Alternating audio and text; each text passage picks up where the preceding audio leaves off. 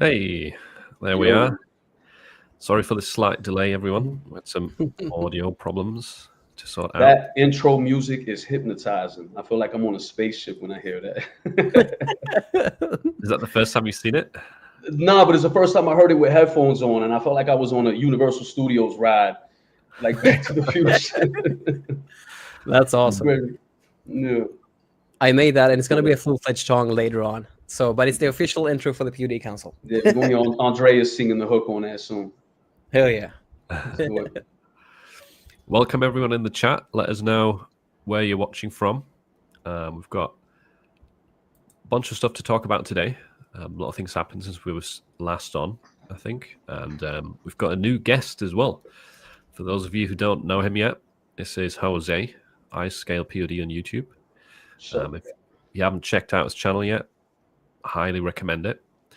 There's a saying in England, in the UK, that goes, someone can talk for England, and Jose, that definitely applies. Jose can talk for England, meaning you can very enthusiastically talk about print on demand for hours, which was very evident in our live stream, in our podcast recently. But for those that don't know you, do you want to give like a quick summary of your background, what you do? Yeah, so I do merch by Amazon. I started in 2017 and, figured it out from there. And since then, I make a living off of it. I make a living strictly mostly off Amazon. I got an Etsy poster store, but besides that, I'm all Amazon all day. I just love the ease of it. And it changed my life in a very big way. Very big way. Like if it wasn't for print on demand, I don't know where I'd be today. Right. So I make a living off of it. I moved to Colombia. I could be a digital nomad sometimes. So my passion from it comes from the fact that I almost, I was in a very bad position in life when I saw merch by Amazon, and it just completely transformed the direction of my life. And I think that's why I started the YouTube, because there's a lot of people that need help that, I want to see other people who need it get it. You know what I mean? That's like my main motivation. But yeah, I love print on demand. I'm the biggest nerd you'll ever meet, ever.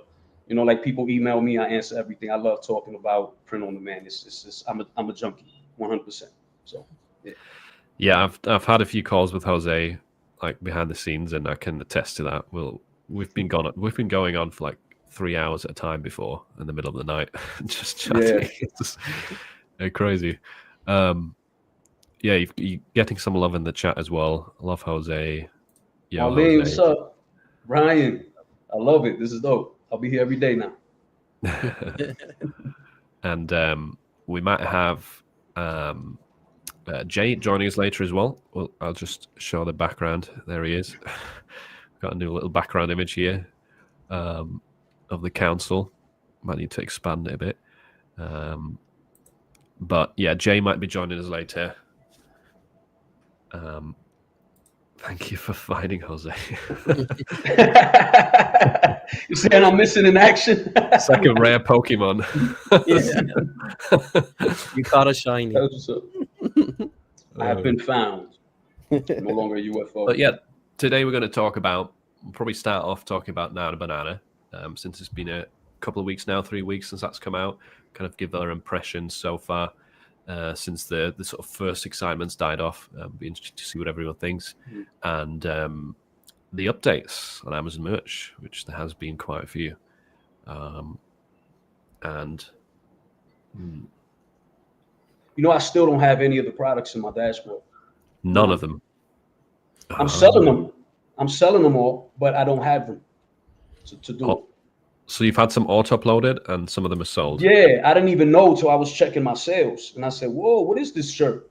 And it was a Comfort Color shirt. And then it's like, okay, but I don't have them. You know what I mean? Like, they don't trust me to do it on my own. But I got a theory about that I'll get into later. Well, that's interesting to hear because you're the highest tier here. You're tier 120K. 120, right? And some people probably guess, does it have to do with my tier? Wait, are you saying that you didn't have or that you still don't have access to upload Comfort Colors, polos, exactly. Any of them? None of them. But I'm selling them. I mean, I've only sold Comfort Colors. Yeah, I didn't even know. Yeah, so but none on my dashboard. Zero. Okay, because I got that like, what was it, like a month ago now? Yeah, and I'm only tier 4,000 though. Yeah, and I keep hearing about that. You know what I mean? And everybody, I think they forgot about my account because I think they forgot. I think my account was a bit forgotten. They didn't tear me down. They're not giving me products. I feel like I'm lost on the floor somewhere. Like, I don't know. I don't know what's going on because I used to be the first to get these things, right? Every time they have a new product, I always had the day one. And now they're like, no, not you anymore. So I think Amazon's changing a little bit. They're changing a lot. Yeah, I get that feeling too. Like it's changing majorly in a lot of things, and I do feel that it's the best, like long term, is the slowest thing to get to like fix to like. I think Etsy is the best way to like get a start about this, but the long term play is like is where Amazon shines, outshines anything, honestly. Well, I actually got some cool information. I don't know if anybody read this. I think 2 days ago, I seen an article. Now check this out, right? This at least to let us know a few things for the future. So Amazon, this is going to affect Etsy too, but basically Amazon has a few ways they make money, right? You got the e-commerce. So e-commerce on Amazon is about $500 billion with a B revenue a year. But the thing is, they only make about 6% profit on that, right? So then you got Amazon AWS, which is the tech company. Now that's their real bread and butter. They only make 30 billion a year on it, but it's mostly profit because it's digital, right? So they actually make way more money in profit off the tech company than they do off e-commerce. So e-commerce is actually not their biggest. It's the biggest revenue, but their lowest, I think 5 to 6% profit, which means they're not making the most on e-commerce. And just this year, I seen this article 2 days ago. Just this year, there is a new one of their sources of income is about to do $60 billion this year and surpass their profits of all other things that they get. And just think about that. This is the biggest company in the world up there with Apple and Microsoft, and they fight for that #1 spot in the world. So think about how much money we're talking about. And they now, this Amazon company that is a tech giant, has a new leader in what gets them the most profit. Do you want to guess what that is? I have no idea. Do you, Philip? It's not ads, is it? Ads. Is it ads? Their #1 bread and butter, the biggest company on the planet, its #1 source of income is when you pay for ads. Oh. There's no cost to it, is there? Look it up. This is brand new. $60 billion is what they already made 15 billion in Q1. And this is going to be Amazon's focus from now on. And this answers the question, by the way, will we ever be replaced by AI? Not at all. Because AI don't pay for ads. So there's the answer to that. Their #1 bread and butter is us now. No better business than selling pixels on a screen. That's literally what it is, right? There's no cost. There's zero cost for putting your stuff on first page.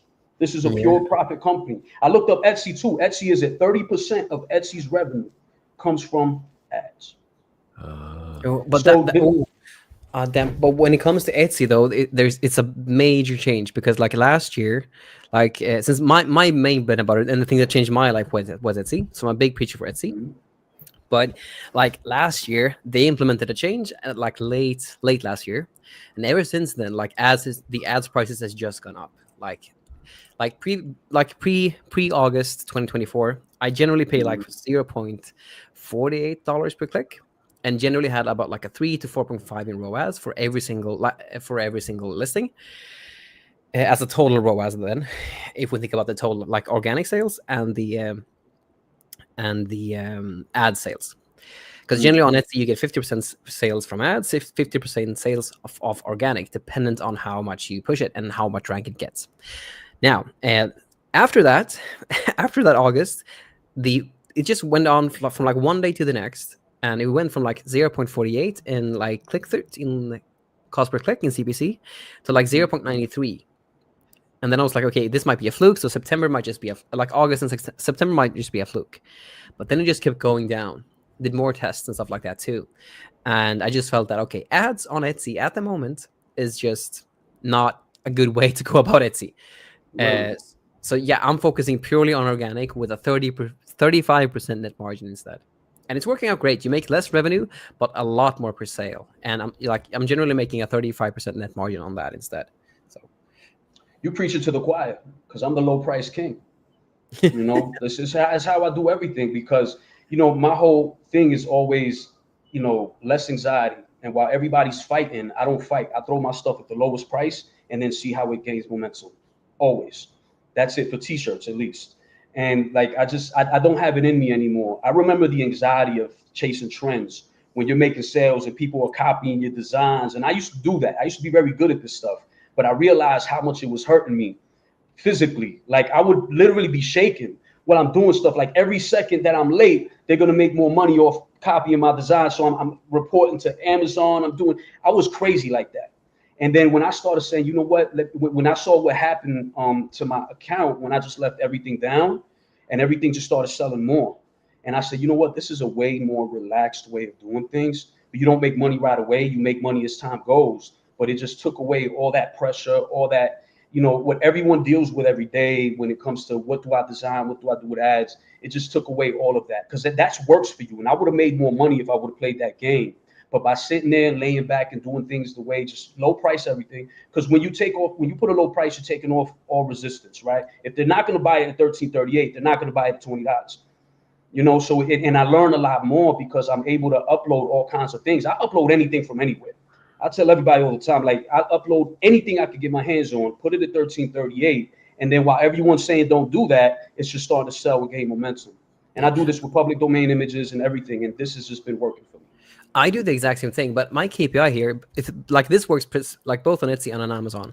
Like, you list it at a price. On Etsy, you gain $2 to $4 margin because you need some buffer in case of like stuff happening. Otherwise, you always go into the red, and that's not good. But on Amazon, I always list it at 13.38.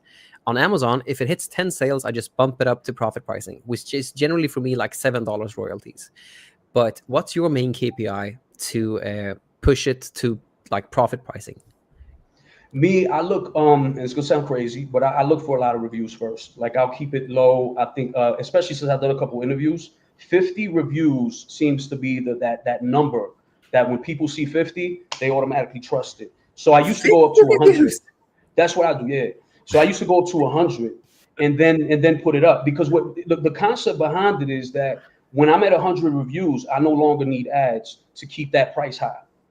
Right. So somebody, like, it just doesn't stop selling as easy, because there are people that I've talked to personally. But before I even spoke to them, I knew this. There are people who just trust reviews. That's it.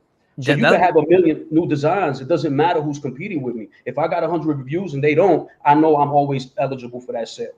And that's how I work. What a game you're playing. That has to be such a long game. It's super patient, like, right? Literally a year. Like, if I start selling something today, it might take a year before I make money off of it. So you're basically waiting until you hit about 500 to 1,000 sales for a listing, right? Somewhere. Yeah, I never even count the sales, but probably somewhere. I guess, you know, I just look at the review count. Because the review count on Amazon is just so hard. Like, I have done like 20,000 sales or something like that now, I think. Let me double check. 16,771 sales on Amazon now. But the reviews I have are like 400 and like just like they don't like 477 reviews. It's just a so low review rating for all of the sales that you do. So I'm just thinking, like, for a specific listing, 150 to 100 reviews. That's just such a patient, long game. My goodness. Well, I saw it work. That's the difference. It's like most people, they're always, when they try the strategy, like, okay, when can I put the price up? When can I put the price up? I don't think about it ever. I don't put the price up. I want 100 reviews. I put the price up when that thing's BSR is at 80,000, 50,000. Then I'll put the price up. Because I don't want to compete. I don't want to fight people. I just want to let the BSR do its thing. So when I get that low BSR, high reviews, that thing's staying right there no matter what price I put. And then you don't use any ads, right, in that case? No. Okay. Now, using ads, see, this is where Philip is doing crazy things. So, like, my strategy has been not really a strategy. It's just been a lazy way to work that works for me. Philip actually is the king of this now. He's done stuff that I'm like, whoa, like putting ads on 1338 shirts, and it works. Yep. Because I'm testing that out myself now with some specific ones, just to see how it fares. I mean, like, I'm still like making a lot of like money, so I can play around and see how it works. And one thing that I'm trying to mitigate is, like, I got like one shirt that I got, like, it's selling a lot, but it's got a 1-star review. and I want to push it with ads, plus having it keeping it with your strategy at having it at $0 royalties, just to build up reviews. Because the main thing that I got from like watching your content is that the reviews is basically the KPI for you. But I had no idea that you wanted 50 reviews. It's just an insane. Well, it's not always either, right? I'm not. It's not a hard rule, because I will look into the competition. If I see competition and I look at everyone's prices is up, I'm like, you know what? I could bump it up now, because everyone's at $19.99. So I'm gonna throw $16.99 on this and just start making money now. It depends on how much time I have to look into it, right? Like I know there's people that will see stuff with $13.30 and be like, yo, why is someone leaving? Because we forget about it. I've had designs that I've forgotten about. Like, I can't believe this thing got 200 reviews and I haven't put the price up yet. You know, so when you see stuff like that, it's people who have these big catalogs that it's hard to, you know, to keep track of. This is why a developer I'm talking about now, I want to put an AI agent in the dashboard that can start keeping track of everything for us and tell you when to put the price up, tell you, you know, the performance of everything. It's about time we get an AI agent right on our dashboards to do this for us. And one thing that I'm super curious about, sorry by the way for hogging so many questions, because I'm just really curious about this. But like, do you have Productor installed on your merch account? Yeah, but I hate it now. Like Productors, I want to love it and I can't. But do you see how many live designs that you have with sales? Do you see the percentage of that? Like, do you know what that percentage is? Yeah, my percentage is only like 15 at this point. Okay. Yeah, so it's not like I have a high percentage. You know, this is what I do. I upload all day, every day, and then whatever sells. Yeah, you know this reminds me a lot of Ryan Ho, because that's his strategy to like do as much as you can with both, like put up as much as you can in small niches and so forth. Yeah, but look, I'm selling 3 T-shirts right now that are sardine cans on a shirt that I got from Creative Fabrica. You see what I'm saying? Who else is going to put sardines on a T-shirt? I do everything they don't do. And I try to tell people this, like every time everyone's chasing one thing, I go the other way and it works so beautiful. So you're like sardines, anchovies, because I saw that video where you did like anchovies, right? Yeah. All of a sudden, and the new ones sell constantly, right? I put an animal from a ship on a T-shirt. No one thinks to do this, right? I put letters on a shirt. I put numbers on a shirt. And it's you got the letters, you got anchovies, you got the sardines. Hell yeah! Because nobody's teaching people to upload numbers. Nobody's teaching people to upload letters. I got to do the 50 states. Nobody's teaching these things. I just have these like, well, somebody's going to want this. Who wouldn't want a letter? There's a lot of reasons to buy a letter. There's a lot of reasons to buy a number. Throw them up there, different patterns inside of it. You could do this all day, every day. Christmas, change it for Halloween. And so all the places where people don't look, that's where I love to live. All the places, all the things people don't do. You know, like I say this, you know, respectfully, but I've heard advice for the past 8 years telling people not to do the things that make me the most money. If I had to describe you in a nutshell, it's like you do the opposite of everyone else. Like when they go right, I go left. You price everything as low as possible. You've never used ads in your life. You've not spent a single dollar on ads, and you've made over $500,000 in royalties on Amazon merch. Yeah, it's getting close to 600,000 now. Which is, and nobody waits for 50 reviews or 100 reviews until. Yeah, I've never. Well, no, people do. No, plenty of people do this. This is an Amazon mentality, right? This is what a lot of people. I was on Amazon. Though? No, before merch, right? If you come from the normal Amazon, this is the game.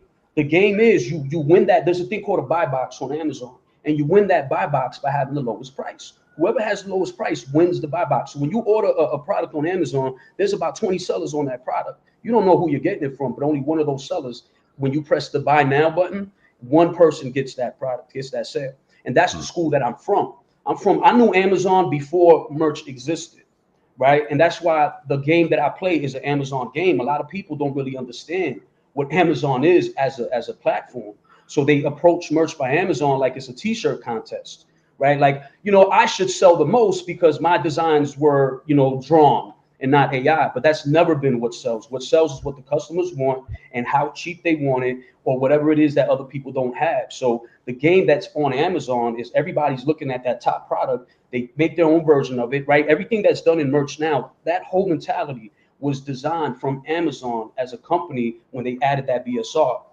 Amazon added the BSR to make everything transparent, right? Because Before, you couldn't hide your sales in real life. There's, Walmart, you go outside the parking lot, you could tell how many people are buying from them.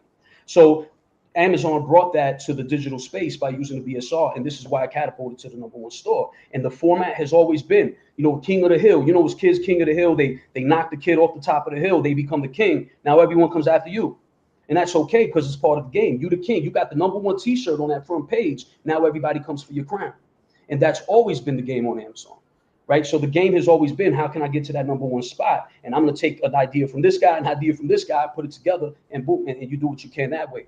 And that mentality has always been how the sellers on regular Amazon have gotten to that #1 spot. It's more of a lion's game, a wolf's game.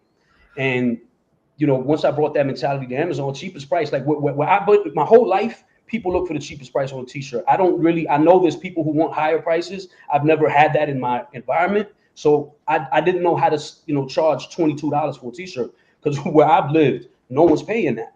So it was, between that and Amazon, I came in here and I didn't know people wanted the price high and put ads on a t-shirt. I'm like, why do this if I could just put the price down and make a sale that way? I've been doing it since before Amazon, before merch existed. So, the same mentality. And I think when you see there's a lot of people on merch who also sell on Amazon. I know there's people that got whole empires. Philip, I spoke to a dude on your Discord server, Wonderful World, something like that. I don't know if you met him, a Wonderful World of stuff. Yeah, I remember. That guy has an empire. He'll tell you all about it. Yeah, no, I remember talking to him. He's like, his whole family does it, right? And they've got everyone has a merch account, an Etsy account. He has a print-on-demand empire. Right? Yeah. You think these guys are sitting there? Well, no, they're doing the same strategy on everything. Get that sale, dominate. And there's a lot of people with that mentality. So when you see these 1338 shirts on the front page that look like someone forgot about, there's people like me, way better than me, like 20 million times better. They're doing $1 million empires with merch by Amazon, right? This is Disney selling on here. Star Wars, this is big business. This is the NFL of e-commerce. It's not a neighborhood t-shirt contest, right? You're not getting praised because you drew it instead of, using AI. No one cares. This is big business. This has been a multi-billion-dollar industry since before merch by Amazon. And I think enough people, when they come into merch by Amazon, they treat it like it's supposed to be based on other things other than get that sale by any means necessary. And you follow Amazon's rules, right? Because if you don't like Amazon's rules, it's the wrong place to be selling, right? Because Amazon puts your PNG file available for the world the minute you upload it. And if you're not okay with that, don't upload it. Me, I don't care. I just did a video where I showed everything that I sold. I'm showing the world, Here you go, because I'm not scared of anybody. You're not taking my sales. I promise you that. It's another example of Jose doing the opposite of everyone else. He just did two half-an-hour videos sharing all of his sales. All the anchovies and the sardines. Right? Yeah. So, and I'm gonna do it every week just because it's content. Because why not? And it gives people insight. And I also want to show people that in this game, there's a way. This is not about how awesome your T-shirt is. It's not. It's about how can you get to that sale. Yeah, some of them were just literally like bog standard, basic font, small word on the chest, and that's it, right? Like, the one you saw, stop looking at me. Right? Basic font says stop looking at me on the shirt. Yeah. Could be someone like a kid made it in paint, but it's selling. Exactly. So while everyone's focused on these other things, because whatever reason, I know the platform I'm on. And if you understand the platform that you're on, it helps with how to sell. Amazon wants sales. Okay. Tom said this sounds like the advanced version of the Tamas method. I keep hearing about it. Yeah. No, you told me about it a little bit, but I don't know much other than that. I mean, the whole idea there was like start pricing at like $14.99 or $13.99 and test your listing with ads. If it converts well, then you can push the ads and increase the price. This is obviously going even lower, right? And waiting even longer before you price up. Like what I'm just hearing overall, that's so unique is because again, this is really similar to what I do. It's just what I do, but maxed out. So I wait 10 to 10 sales, then I put because basically I list stuff at 1338. I use a lottery campaign for a really simple lottery campaign just to flesh out potential sellers. And then once something hits, like once something sells, I put that in all of those listings that has sold at least one time into an automatic campaign with like a 15 to 20%, 0.15 to 0.20 cent, $0.20 bid for like automatic and all of those like things. For both the complements, not the complements, substitutes, and the all those different things. Super simple campaign where you just shove everything in there if it's sold at least one time. And then if it sells 10 times, I do ads, but focus one specific automatic ad on a specific ASIN. And that's at the point that I actually put it up on like the profit pricing. But what you do is you wait for basically the KPI to hit like somewhere around like 50. Basically, you want so many reviews that it's undeniable. Because if you see one, this has always been the case with any type of product, ever since Amazon themselves invented the reviews things on sites. Because if you see one listing here, one identical listing here with the exact same price, if one has more reviews and better reviews than the other ones, this one will always win because it increases the perceived likelihood of achievement of them actually like getting what they want. So it makes sense. It's just that the secret sauce to what you're doing, Jose, that no one really does, is the patience. Yeah, that's the one reason that I don't think anybody can do. Not many people can do what I do, because even every single person who does this is, when do I put the price up? And if that's when you're looking and waiting for that, it kills the whole strategy. Because the whole strategy depends on getting those listings to be there forever.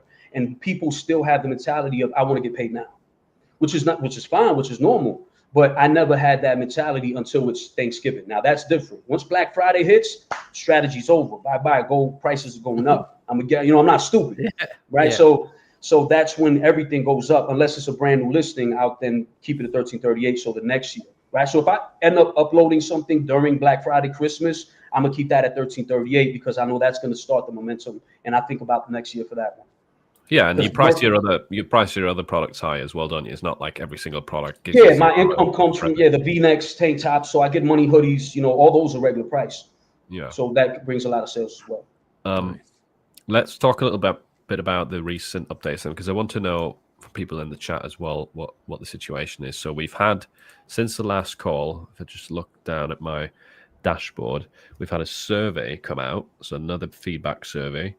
We've had comfort colors, performance polos, and performance quarter zip tops launched.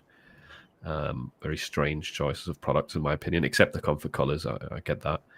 And then we had white colors available for hoodies and sweatshirts, which is also a bit of a strange choice. But I'm curious. Polos are really selling well. Oh, wow. Did you upload those? Do you have access to them? Like, did you upload a bunch, Tom? Or is it auto uploads? Because I don't have access to them yet, so I can't really test them. I only have access to the comfort colors, nothing else. No coffee mugs, no zippers. Let us know in the chat if you have access to all the products, just comfort. I'd be curious to hear if anyone's got access to coffee mugs. I've not heard of anyone yet. No, I'm waiting for those because I really want to upload specifically for the mugs.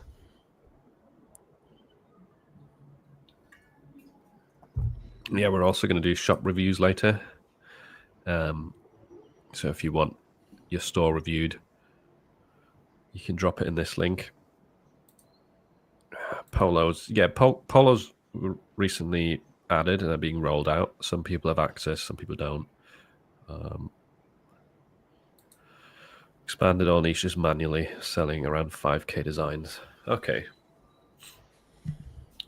I'm guessing you did the same for comfort colors, polos, and zippers, right? If you've got access to all of them. Out of those three, which one's selling best for you?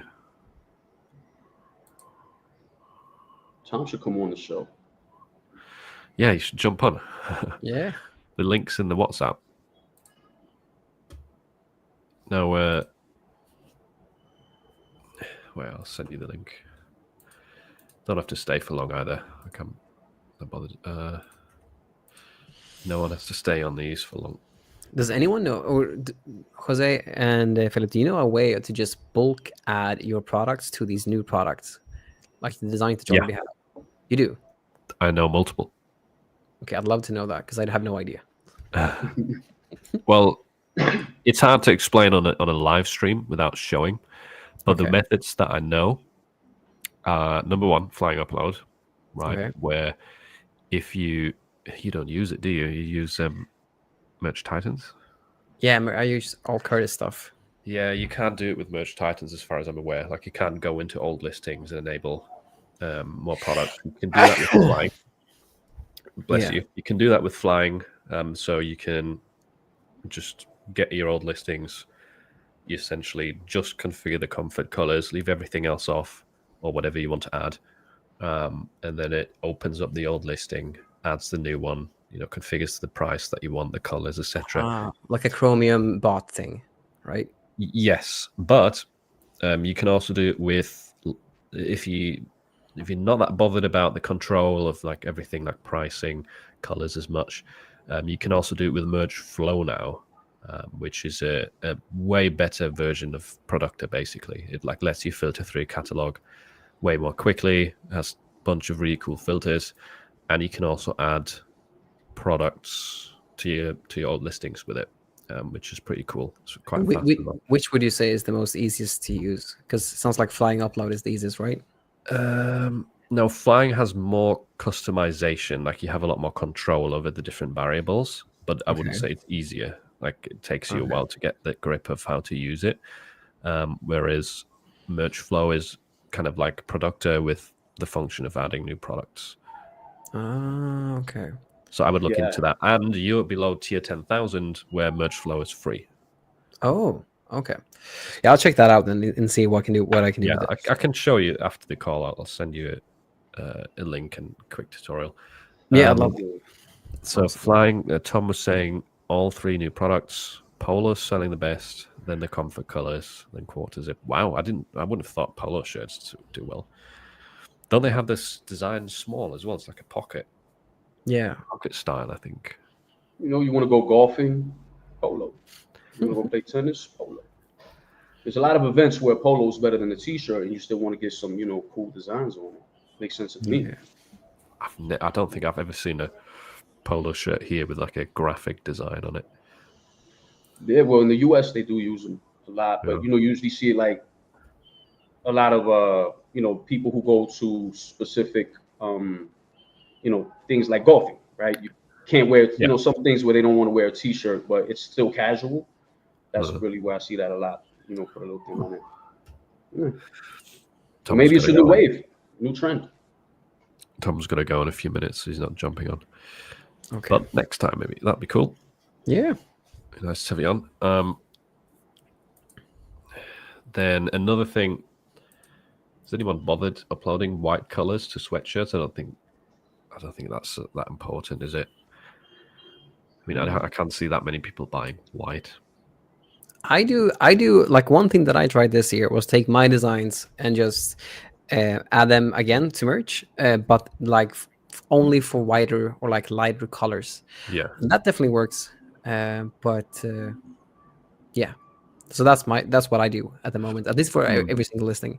So I mean, if you're uploading new designs, I would enable the white color. I just think the ROI of going into old listings and enabling white on sweaters and hoodies, I don't know. Don't know if it's really there.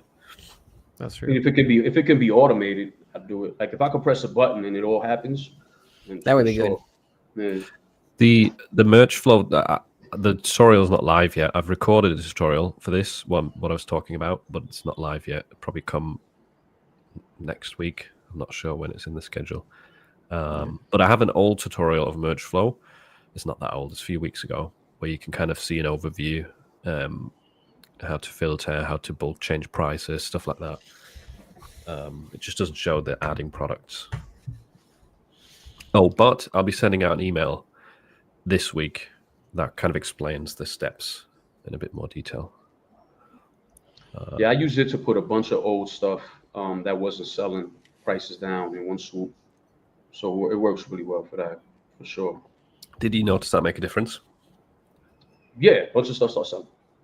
Because you forget, you can't keep track. I knew it would happen, right? I was just waiting for a tool that could do it.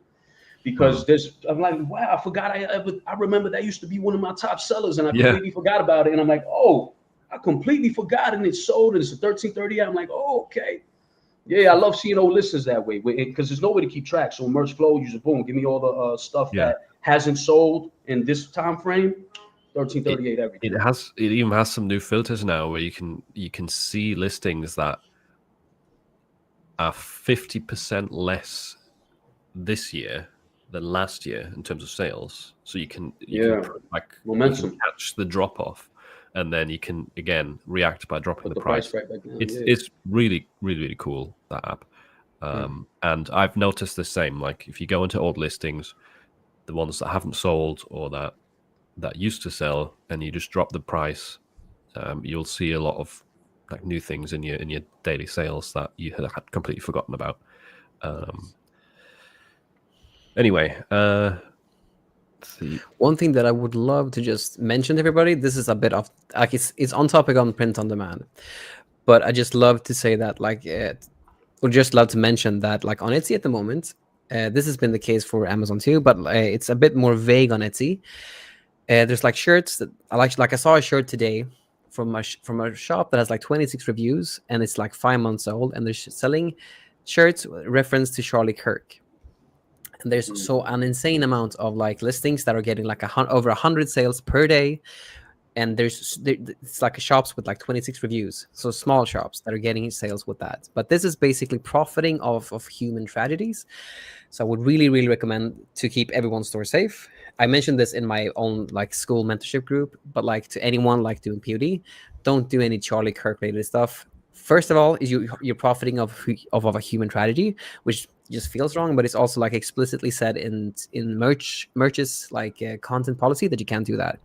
Etsy is a bit more vague, but what you're honestly doing too, apart from that, is that you're also like using someone's copyrights. You're infringing on copyright because you're using someone's likeness within your designs, which you don't have the explicit permission to do, which is basically copyright infringement. So you also violate like the intellectual property things on Etsy if you do that. So I would strongly recommend to anyone watching this, don't put up anything related to Charlie Kirk. If you have it, take it down just to keep your store safe. Because again, even if you get like 100 sales within a day, what's that compared to making like an insane amount more within a couple of years? It's not worth it to lose your shop over this. And might be 100 sales today, but it will be 0 sales tomorrow, and you won't get paid out the royalties. It's like the best-selling shirt that the day after or 2 days after that happened, the best-selling shirt had like a 20 BSR. I've never seen a 20 BSR on a merch shirt, and it's still eaten now. Like that person will never see the royalties. And I think the biggest problem with that niche is like there is a lot of fringe like phrases and words associated with it that don't specifically say Charlie Kirk, right? So it's hard to tell, I think, for people that don't know what happened or just don't watch the news, which I don't blame you for. Like the word freedom it's not a trademark word, but it's exact. It's don't upload it now. You can't upload it for like a year or something like that now. Right? It's like there's a lot of people who don't even know what it is that are copying it too. So that's why if you ever do something and it starts selling like crazy, question it. I mean, like why is it selling every day? Anything related to Turning Point, which is basically the name of his company that he had, that he like started, anything related to that, or there's something called like, what was the name? Let me just check. Something with blueberries or something like that. There's also a lot of Christian like Bible quotes that have his signature under it. So if you see the same scribble signature underneath Bible quotes, just stay away from all of it. There's no point. And you also got like the red, white, and blueberries, and then there's the name underneath. That's also in reference to him. So nothing with freedom, nothing with like red, white, and blueberries, nothing related to Turning Point as well. Those are the three things that comes to mind. Also, if you were uploading anything with what's it called? Phonetic alphabet. So maybe you have designs that are unrelated to Charlie Kirk or the event, but they're just, phonetic alphabet, maybe like different words and stuff. Be careful with C, right? Charlie, anything with Charlie is going to get flagged at the moment. If you have old designs, it's probably fine. It's just right now, they'll all get rejected or taken down. So the reason I've seen this question a lot of times, he was wearing a shirt with the word freedom on it. As he was murdered. That's why. Yeah, very specific. It's like white shirt with black letters. You know what I mean? Yeah. Just definitely not.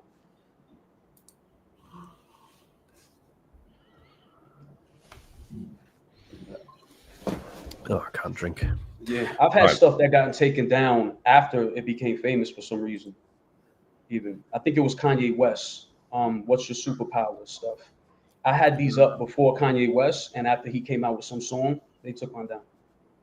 Yeah. So sometimes it can even be after the fact that you uploaded. Yeah. Welcome, Olaide. He's a part of the mentorship. So lovely to see him here. Awesome. There's a bunch of membership people here. Look, what's up, Council? What's up, Jose? This is Mark from Mark. the James Group. Hey, Mark, man, Mark, you gotta write me, brother. Hit me up. We've got. Yeah, that's my man, Mark. Mark is the guy. He's a beast with automated digital downloads. He's from Jay's group. He has his own section in Jay's group where he teaches how he does this thing all on automation. He's like an automation. Nice. Yeah, he teaches it because he has a whole system that allows him to make money. Like this is where we're all going, right? We all want automation. You know, that's why I'm having real conversations with them about what we could do together. But automation is the way for a lot of things. You know, that we got AI to generate stuff. You just need a human to look at things, but you can do a lot with automation. This is a nice segue. By the way, thanks for anyone asking questions. I'll keep track of them. We'll answer some of them later. But this is a good segue. This is talking about automation into what you're building behind the scenes. So you want to talk about that a bit? Give a bit of a teaser of what yeah. Now I got basically, you know, every time that you make an AI image and all the times you have to like go to all these different websites, like I got to upscale, I got a background move. Sometimes we have it all in one, but there's almost always something missing, right? There's always like, in order to do this, it just becomes tedious. So I do have a desktop software that's coming soon that we're testing in Merch Mastermind soon. By the way, a Mac version coming today, later.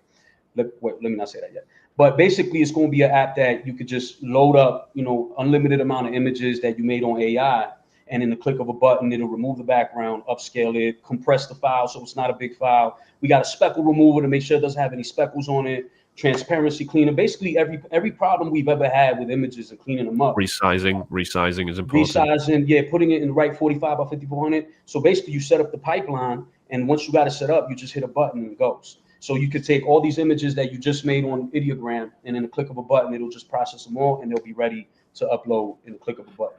And best thing, no credits.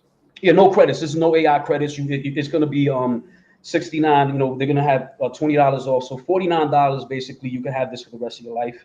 You don't have to pay for, you know, a million other apps. Although some people like web apps. We're doing a web app version too. Philip, I didn't even tell you about this. So the web app version is going to have the same thing, but it's going to be a Chrome extension on the right side. So let's say you're on Google Studio, Ideogram, wherever you are, you're going to have a pipeline on the right side that you could just drag and drop the image. And when you drag and drop the image into the right panel, it'll automatically upscale, remove background, 45, 5400, and then download it. So no longer will you have to like, and now if you want to do it in bulk, you'll get the desktop app. But if you want to do sync image by image, oh man, I made that. That's cool. Instead of putting on your computer where it's going to sit for who knows how long, you just put it right there in that Chrome extension panel. It processes the image and then you download it. So now you'll never have a download if you don't want to.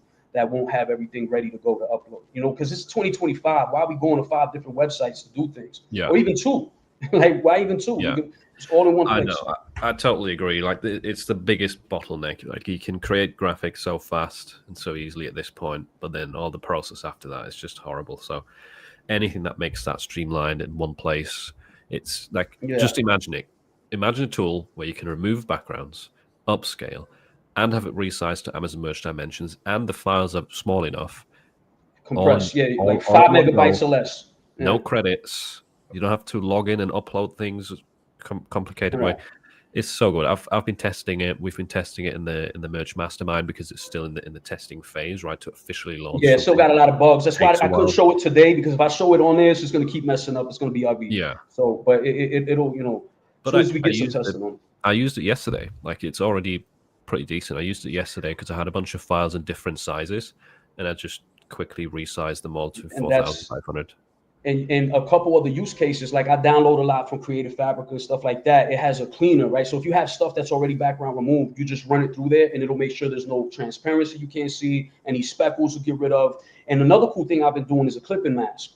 So you could actually take all your images and put a clipping mask on them. You could take 1,000 images, pick whatever clipping mask you want and press the button. And then all those images will have that clipping mask in just a few minutes. Right, nice. So you can make things colorful. So that's what I'm working on too. So it's going to be a lot of use cases. You know what I mean? And then eventually what I want to do is put an AI agent so you could just tell it what you want and it'll just pick the settings and do it for you, right? But like, yo, I got to, put all these for Printful instead of Amazon. And it'll already know to change the it'll do everything just based off of AI agent. That's where we definitely have to go. So it's less, the less you got to think, the better. I just want to put it up, press a button and go every time. Yeah. That sounds awesome. Yeah. Yeah, doing the cleanup, man. I've had uploads. Just recently, I uploaded a bunch of stuff to Amazon and didn't realize there was a transparency on all the images that I couldn't see. There was a faint little pink. I'm like, oh, I just uploaded 3 days worth. I uploaded literally like 210 designs. So I had to delete them all. And I'm like, let me go to the tool. I went to the tool, took all the designs, put my transparency cleaner, pressed the button, and now they're clean. Right, I just do it on all of them, whether they had it or not. Like, why even look through them? Just press the button. There's no credits, right? So just put everything you got in there, and it'll clean everything up. And then you could upscale it more, and it'll still bring it back down to 4,500. So you can even increase quality on everything, right? So let's say you got a whole bunch of designs that's already, you're like, I want to increase the quality a little bit. Put 8x. We got up to 16x upscale. So you could put the 16x, and it'll bring it back down, compress it, and now you got a better file. That's awesome, dude. But like, are you integrating with different like AI APIs, or are you just doing this? We have the capability. So based on what people want. So this is the way it works. The APIs, there's 2 ways to do it. If you want to just do background removal, because I think Pixel Cut got a good one. I've been using Pixel Cut. It's the best one to me. Pixel Cut can do what the others can. So we can add where people can buy an API and then remove their own background, do whatever they want.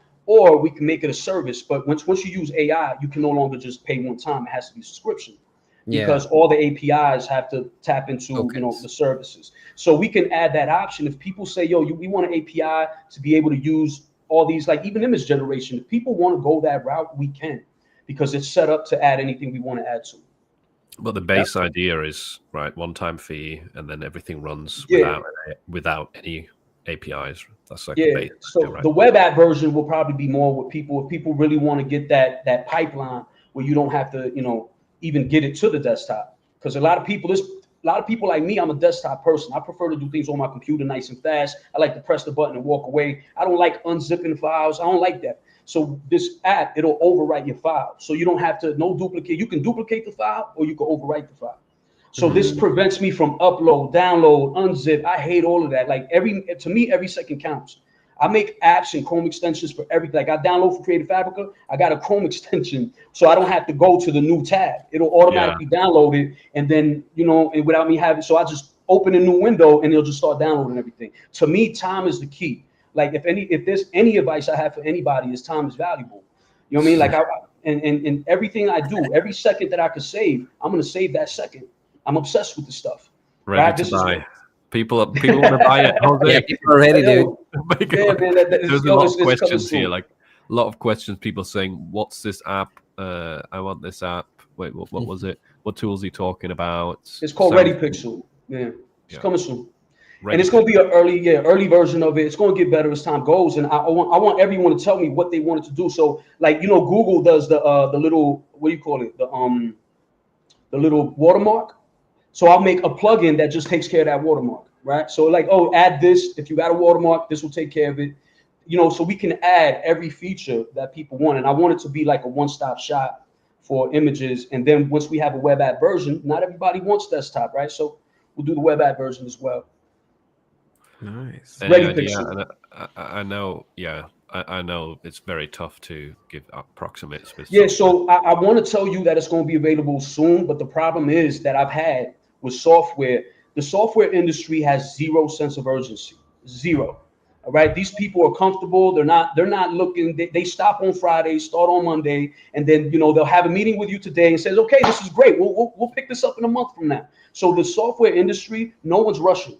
Right now, we're waiting on Apple to give us a license so we could do the Mac version. And I thought it was going to take, they said, oh, this only takes a couple days. Apple's like, yeah, you've been accepted. Now prove your identity. That takes another week. They come back, okay, now do this. And then they take another week for everything they do. So I told people I have the Mac version in a couple days. And here I am, everybody. And I noticed I can't say that anymore. I'm no longer going to say when, because although I want it to be ready tomorrow, there's too many other factors that will stop that. So if I told you a date now, I wouldn't make that date.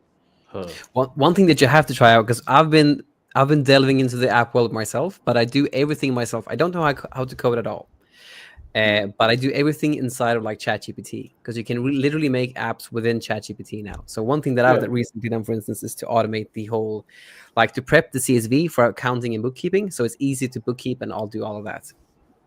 So like I spent like a couple of weeks, up to a month, I think it was, to just make an app that takes like the CSV in your bank statement and gives you the exact amount that you actually earned and all the info that the accountant actually needs to account for it, just within 4 clicks. And you can do that within ChatGPT, which is awesome. Yeah, I've done what's called vibe coding also, and it's still rough, you know, but I was able to make my own couple Chrome extensions for myself. Vibe coding is the future. It's still not ready yet, but eventually people will be able to make their own little apps pretty fast. Yeah, I mean, it's just awesome to see to see you as a creator being able to make your own app, not like other people that hasn't done this at all, making an app and then trying to fit within the niche, if that makes sense. It's always best when it comes from someone who actually knows the game. Well, that's how I'm able to get developers, because developers, they got this thing called domain knowledge. So like, okay, if you got domain knowledge and you know how to build something people actually want, because a lot of developers out there, they're looking for people, you know, they build things and then no one wants them. Yeah. And that's one of the biggest bottlenecks for developers. So they're working with me like, okay, you actually know the industry you want to make an app for. Like, yo, this is all I want. Like, this is to me the magic that I felt with Print on Demand when I first started. I kind of have the same obsession now with the software game. Now, the software game is 20 million times harder. You got to be a patient human being, right? And you got to work with others. Like with Print on Demand, you don't have to depend on no one but yourself. And that's why I love it so much. You're not waiting on anybody for your sales to work. But in software, you got to depend on other people, and it becomes a whole different world.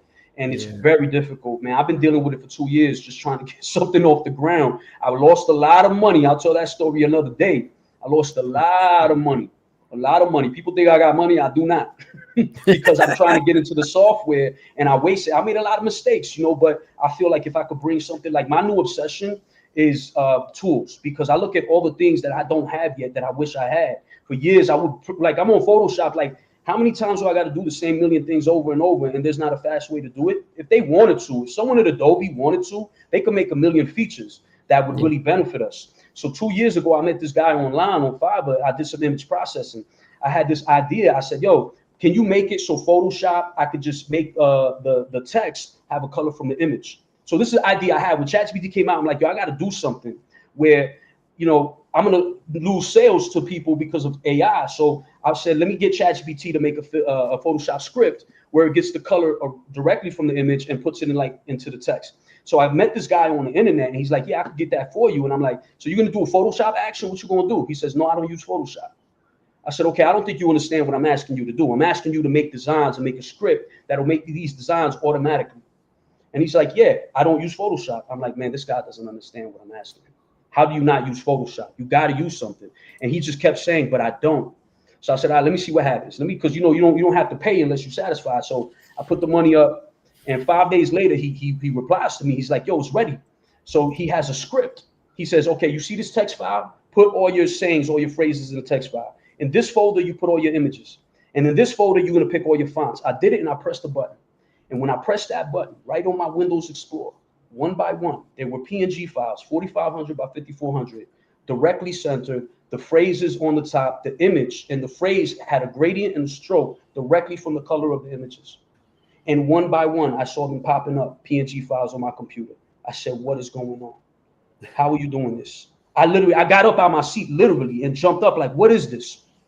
And I said, how come nobody's told me this was possible? How do you do this? He's like, what, do you think that has value? Why? I'm like, oh, this is crazy.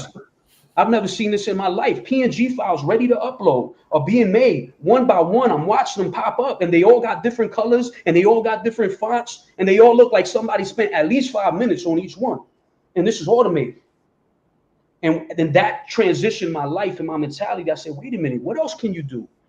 And then he's like, I could do this, blah, blah. I'll be like, yo, wait a minute, can you do this? Make each, letter a different color, and then I could paste 1,000 words, and automatically it'll just create them where every letter's a different color.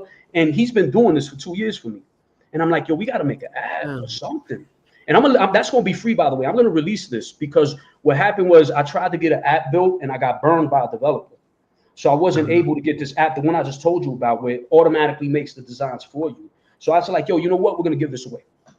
We're going to give it away and just showcase this developer. Every day I would wake up in the morning and he would show me a new feature that he could do with text. I'm like, oh my God, if people from Etsy knew about this, they would buy it. Right? There's so many things that can be done. He changed my whole perspective on what can be possible in graphic design. So just because we got Canva and Etsy, and just because they don't do something doesn't mean it can't be done. And I would tell him, I'm like, yo, I wish we could make a little money, invest something so we could have this feature. He'd be like, I could do that right now. So why do you think that's difficult? I'm like, well, because no one's ever done it. And so he started showing me how easy it is to make some of these things that we could really benefit off in print on demand. And I got so much that he's built, and I wasn't able to build it because I got burned for $26,000 from a developer. And now I got played, man. I got played. It was long story. Yeah, it hurt. It hurt a lot, but I'm like, you know what I'm gonna do? I'm just gonna showcase my developer and try to do a fundraising or something and say, look what we're capable of. Look at what can be done. And I'm gonna start doing a YouTube channel. Like, there's so many possibilities that could solve our problems, and nobody's solving them. AI is not everything. I love AI, but it's not everything. Like, I went to Pixel Cut and I said, rotate my design. And they try to use AI to rotate the design. I'm like, why are you using AI for something so simple? You don't need AI for everything. And that's what these companies are missing. Yeah. For real. Like, why are you going to use AI to rotate a design? It makes no sense. No, it makes total sense, because I did the same. Like, I developed my first app, my more intensely made app that figures out the CSV stuff, so you can easily bookkeep and account for it.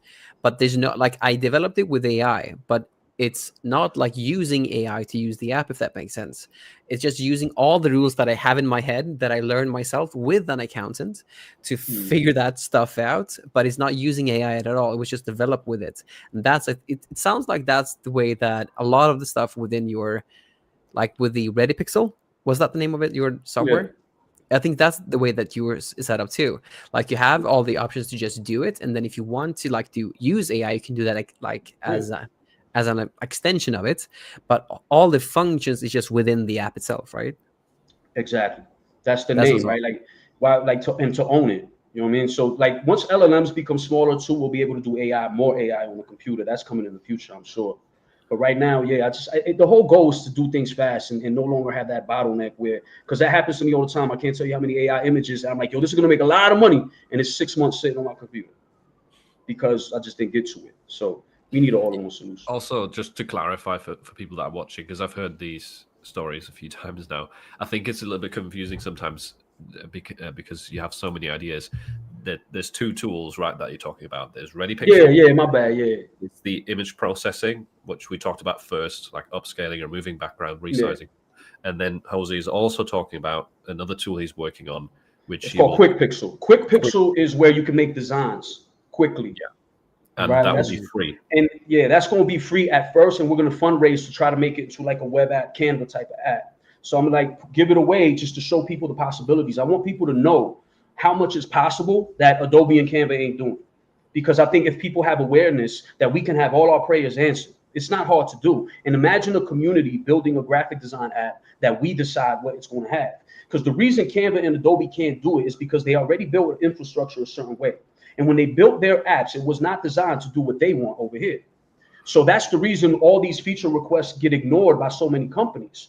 Because they simply can't do it, or it's too big of a task that would cost too much money because they would have to change infrastructure and it would be this whole thing. But if you go from day one and you say, we're going to build an app that does all these things, and you tell the features before you build it, then you can build it that way. So every problem you've ever had with apps, we can solve all of them, every last one of them, if we built it as a community and said, what else do we need to put in here? And people say, make sure it has this, done. It won't be built without it. And then we'll have an actual app that does everything we want it to do all in one place. Like, that's my dream. That's definitely my dream. And I think even with AI, you incorporate graphic design with AI. I disagree wholeheartedly with everything AI. It doesn't make sense to me personally. Oh, everything's a credit. Oh, that came out bad. You're still paying credits. That's not going to be forever where people are just comfortable losing money for no reason. Yeah. Right. So yeah, AI is amazing what it does, but some of the stuff doesn't have to be. If I have a font and I want to change the word 100 times, I could just have AI use the font and write the word. Right, instead of having an image generate. And that's a much cheaper way if you want it that way. But you can also do a system that feels like AI that's not AI, using tags, which is what QuickPixel is. I showed it to one person, they thought it was AI. I'm like, no, you can do a lot of things that feel like AI and don't take credits, and you just pay one time and you can own it. And that's kind of where I want to go. Like, this whole credit thing is AI is beautiful, but the credit stuff. Dude, I totally like, I agree, because like the app that I developed, it's the same kind of thing. Like, you can do whatever you want. Like, this is specifically for like all the boring stuff that you don't want to do. Doesn't cost you anything to use it, as long as you're like enrolled in my mentorship. But the app itself is just use it and do whatever you want with it. To use the app doesn't cost you anything itself, as long as you are enrolled in the mentorship. But again, using the app itself doesn't have to be required to like use tokens from AI. I feel the same way. Like, some things, definitely, like yes, if you're doing like image generation or more complex task that needs reasoning, but like simple stuff like changing the font that you're describing, something like that shouldn't like use AI tokens.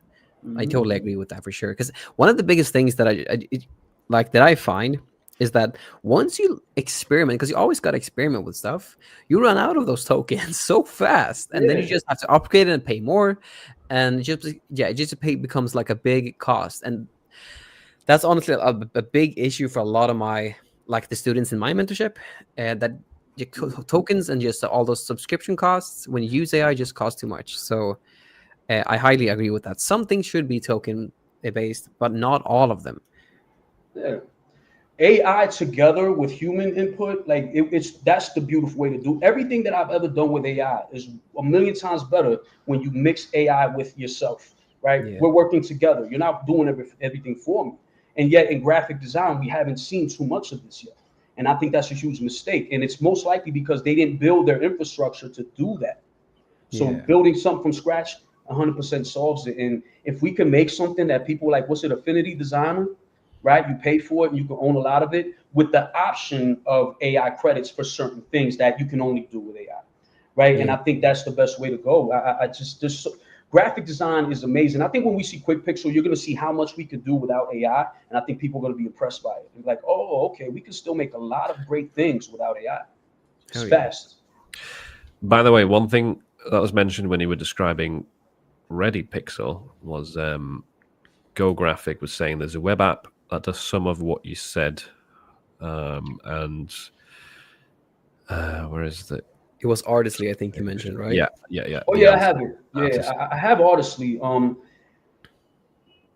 It does have limitations though, right? It does not. I saw your feed, like your review of it, Philip. It wasn't that good, right? Honestly.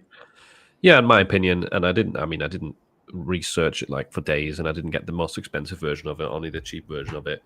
But having tested Jose's tool and knowing the fact that it focuses on one thing only, and that's processing images, and knowing the fact that Artistly focuses on like 30 different things.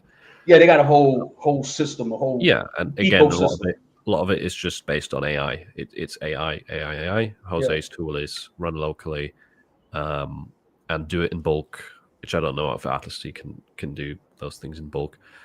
Anything AI is going to have a limit. Like they said, even Artistly has a credit limit on how many it's unlimited, but it's not. Right? It's still a limit. So yeah, that it's going to always, you can't have free AI. There's no way. It's not the developer's fault. It's just impossible. You're tapping into some heavy resource that needs to be paid for. I mean, so even with Artistly, but what I think about the web app version of what I'm talking about means you can actually, what I think it excels is that you can be on your favorite AI. You love Ideogram, the Chrome extension will be right next to it. You love Midjourney, the Chrome extension is right there. So it doesn't matter what you use. You can just drag and drop that image on the web as well. That's going to be, a real favorite of mine as well. I think a lot of people will see how much time you're going to save. Oh, I might use this, I might not. Drag and drop it, done. I'd be excited to test this out because, like, I use a lot of my designs, and like, I use that for a lot of things. Using that even more nowadays. So that's one of my primary like softwares that I use for, a bunch of stuff now. So I'd love to try this out and just compare the two and like see what it is. Especially, but as long as it's available on Mac, because everything I do is on a Mac. Yeah, I got to get the Mac version big time, man. Everybody, I didn't know everyone uses Mac in POD. It's like 90% of POD is Mac people. So I got to get up on it. Windows.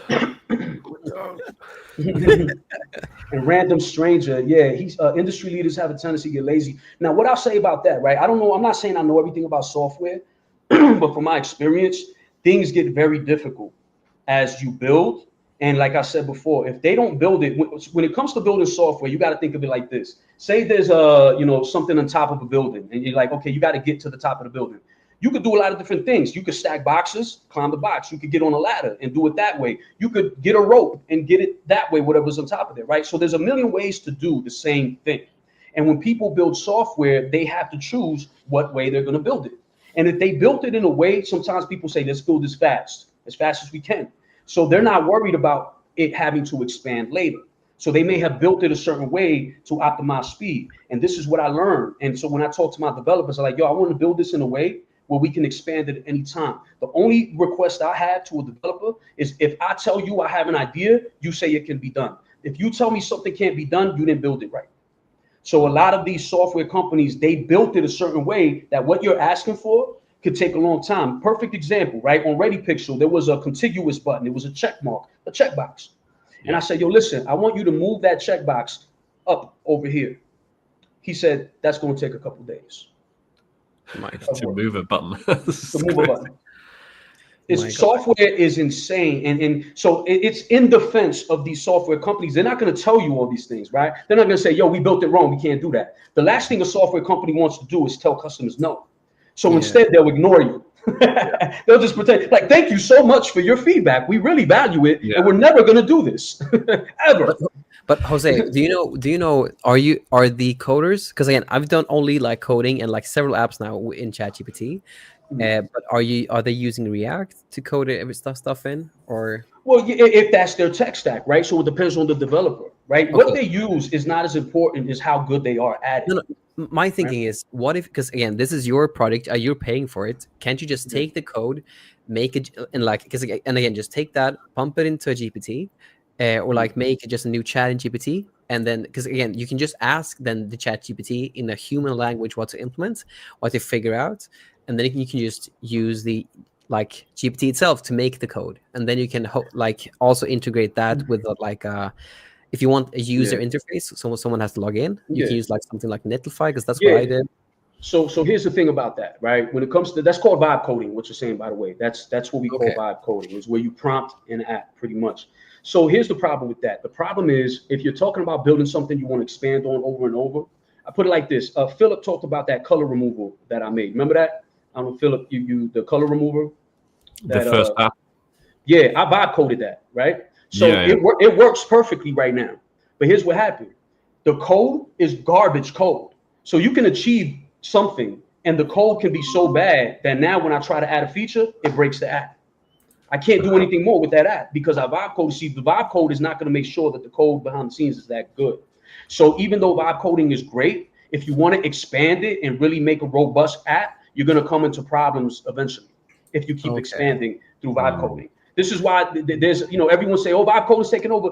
Not yet. You still got to be a coder to understand the code. Because I was vibe coding, my developer was like, I said, well, you said you can't do this. The vibe coder did it. He's like, yeah, you told me it was broke, right? I said, oh, wow, yeah. I like your analogy with the house, because it's like you can build it fast and have like a wonky structure. You can build it out of sticks and stones kind of thing.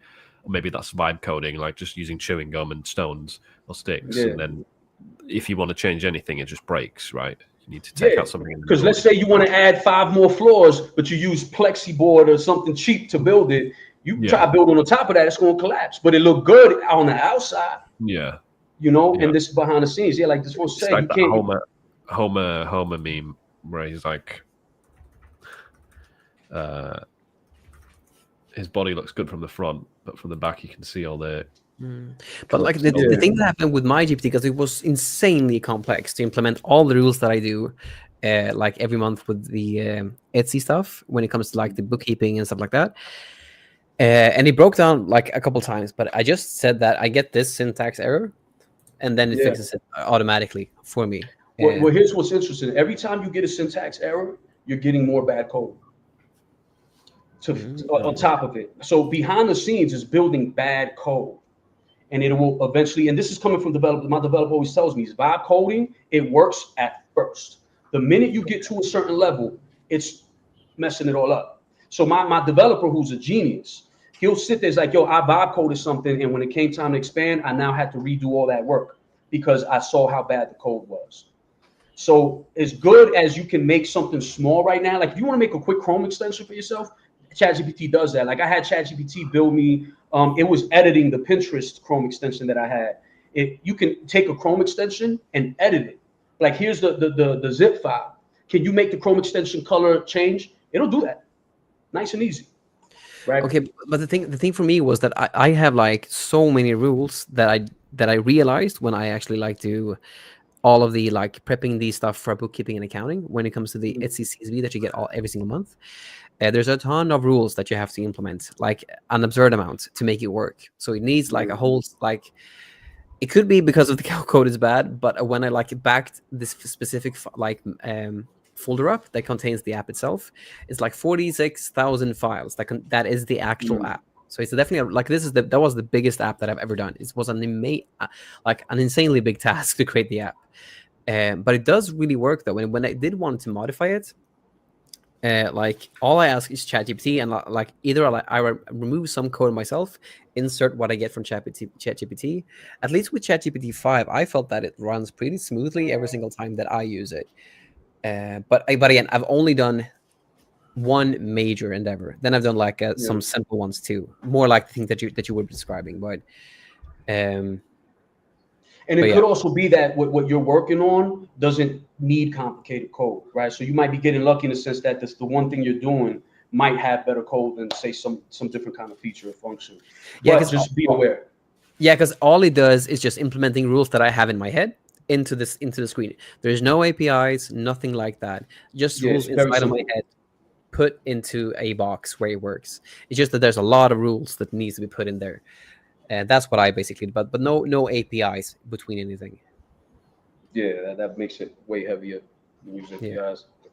All right, speaking of tools and AI, what are everyone's thoughts on Nano Banana now? I'm guessing you've both used it over the past 2-3 weeks quite a bit. What do we think? Is it still better than ChatGPT? What does it do better? What does it do worse? Any opinions?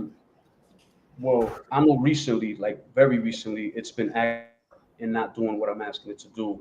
I feel like what happened with ChatGPT, where it's awesome in the beginning and it kind of starts falling off. I'm kind of starting to feel that's happening with Nano Banana. It's just like, I'll say, change this, and over and over, I changed it. You didn't change anything. Why is this happening? Like, it will have moments where it's really just kind of bugs out. And I'm like, damn, here we go again. Yeah, that didn't happen at first, did it? Like, at first I didn't have that at all, but I do remember having it once or twice. I totally agree, because honestly, like I released a video like a couple days ago showcasing how to make the bootleg shirts in a super consistent, easy manner with Nano Banana. But now, as I try this afterwards, and I said basically change this to something else, it's been bugging out. But in the beginning, like a week after it was released, it worked perfectly. And like you can even see it in the video that I released like 2 days ago, that it's like it was super consistent. Like take this design and make it with this person instead. Super easy to use. But yeah, there's some update to make it a bit wonky. Well, the theory is what Sam Altman also did with ChatGPT is like in the beginning, they're going to give you this really expensive model while everyone's on YouTube hyping it up and it works beautifully. Now that everyone's coming to it, give it the other model now, because now it saves them money. And they say behind the scenes, that's what they all, supposedly this is how they save money. Because once everyone's using it, that's it, right? The whole purpose is to get everyone to use it. Once you're using it, you don't really stop. And so they'll do what it takes to get everyone in, change the model. Now they get to save money and everyone's already using it, you know. And Google's doing a bunch of stuff. I guess this would be kind of like, if you compare it to Amazon merch, if we had the ability to change the standard t-shirt quality, you would be like, you do Jose's method, zero royalties, you'd give it like a good quality shirt and then get it really good reviews really quickly, and then once it's selling, you increase the price and you go back down to the crappy shirt. That's the idea, right? So then you can cash in. Yeah. I mean, and I've actually, well, I'm not saying I've done that, but I've had similar situations where people, you could sell it. Yeah, actually, I have done that. Like, you show one and be like, okay, well, I want to save money. I'm like, well, I could give you this cheaper shirt. And I used to do screen printing, which is what I'm talking about, by the way. By the way, that's a great hustle. Whoever hasn't done screen printing, if you want extra money, I can tell you about that too. But yeah, it's a common thing that you can save a lot of money just by changing the shirt. And, there are people who will do that, especially on certain websites. You'll see this beautiful mock-up, right? It looks like a cotton heritage shirt, and then you get a gilding. And some people don't care. So it depends on the customer. But yeah, that switcheroo thing is crazy. Damn. Huh. It's annoying because, like you just said, Andreas, like you make a video, by the time it's edited and uploaded, some of the stuff doesn't work as well as when you were recording. And it's like, come on, man. And I even we even me and my editor, I was like, I recorded 3 videos that day. I was like, prioritize this specific Nano Banana video first. And so I tried to get it up as soon as possible, but like, just since this is a whole process, like you record it, then you have someone has to edit it, and then it has to be uploaded with a thumbnail, and you have to create the thumbnail, and then all that stuff. It just takes a while. So sucks, but either way, I think it's like probably what they probably found was that it costs a lot to do a lot of these things, and they probably, like you said, Jose, that they like minimize the access to it, kind of like ChatGPT did. But they probably might fix some of these stuff later. But it was crazy how consistent it was with a soup. Like I was saying, these bootleg wrap tee designs has been a hassle to make. Like without any AI, or even with an AI, because that doesn't really work with the AI stuff, at least in my experience. So how do you remove the background from that? Because it has a lot of like lightning and stuff. Isn't that really tough for background removal if you're doing it with AI only? Not with Nano Banana, honestly. Like for the thumbnail that I did, I used the latest Nano Banana one, and it had the exact same experience that Jose had. Like I asked him to do one thing, and it never did. And my tokens I just still use the free tokens, and that was just eating it up. And then I just asked for specific elements. So like for the lightning, I just asked, give me the exact lightning used in the image, and then it just did exactly that. So when I asked for specific elements used in the image, I could just take those like 3 different elements, like the text, the lightning, and the people, grab that, put that into Canva, and then stack them up together as I wanted. That worked for me. I do still think, though, because we're only giving it slack now, I do still think, though, it has a lot of benefits over ChatGPT, even if it does, have its hiccups. It's still the number one. Like, it's still number one.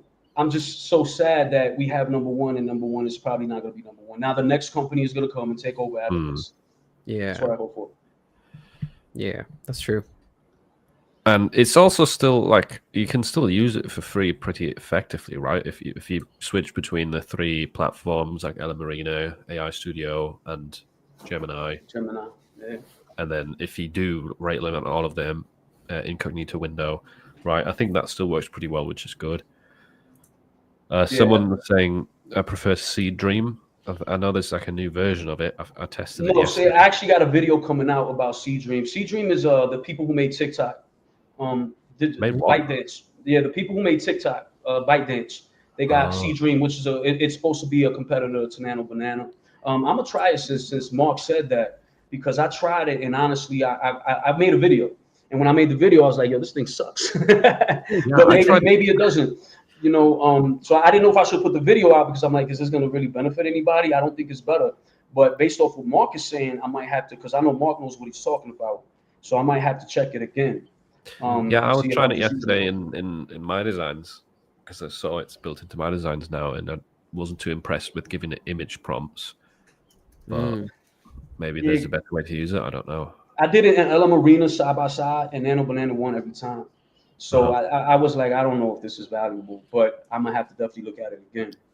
Maybe they've improved, right? Maybe while Nano Banana is getting worse, Seed Dream is getting better.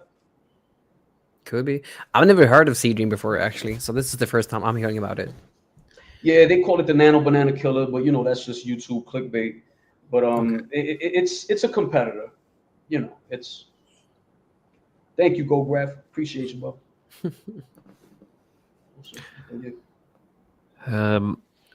Right, let's go through some previous questions we missed earlier. So Wheatrix is asking, is there a good bulk upload app for Printify? I would like to have something that prepares products for eBay, Etsy, and Amazon. I'm guessing Amazon's still central. So that I can easily sync. Is a hassle to create and then copy to stores. So bulk upload app for Printify, there is My Designs and there is Flying Upload. Those are kind of the two most reliable ones that I know.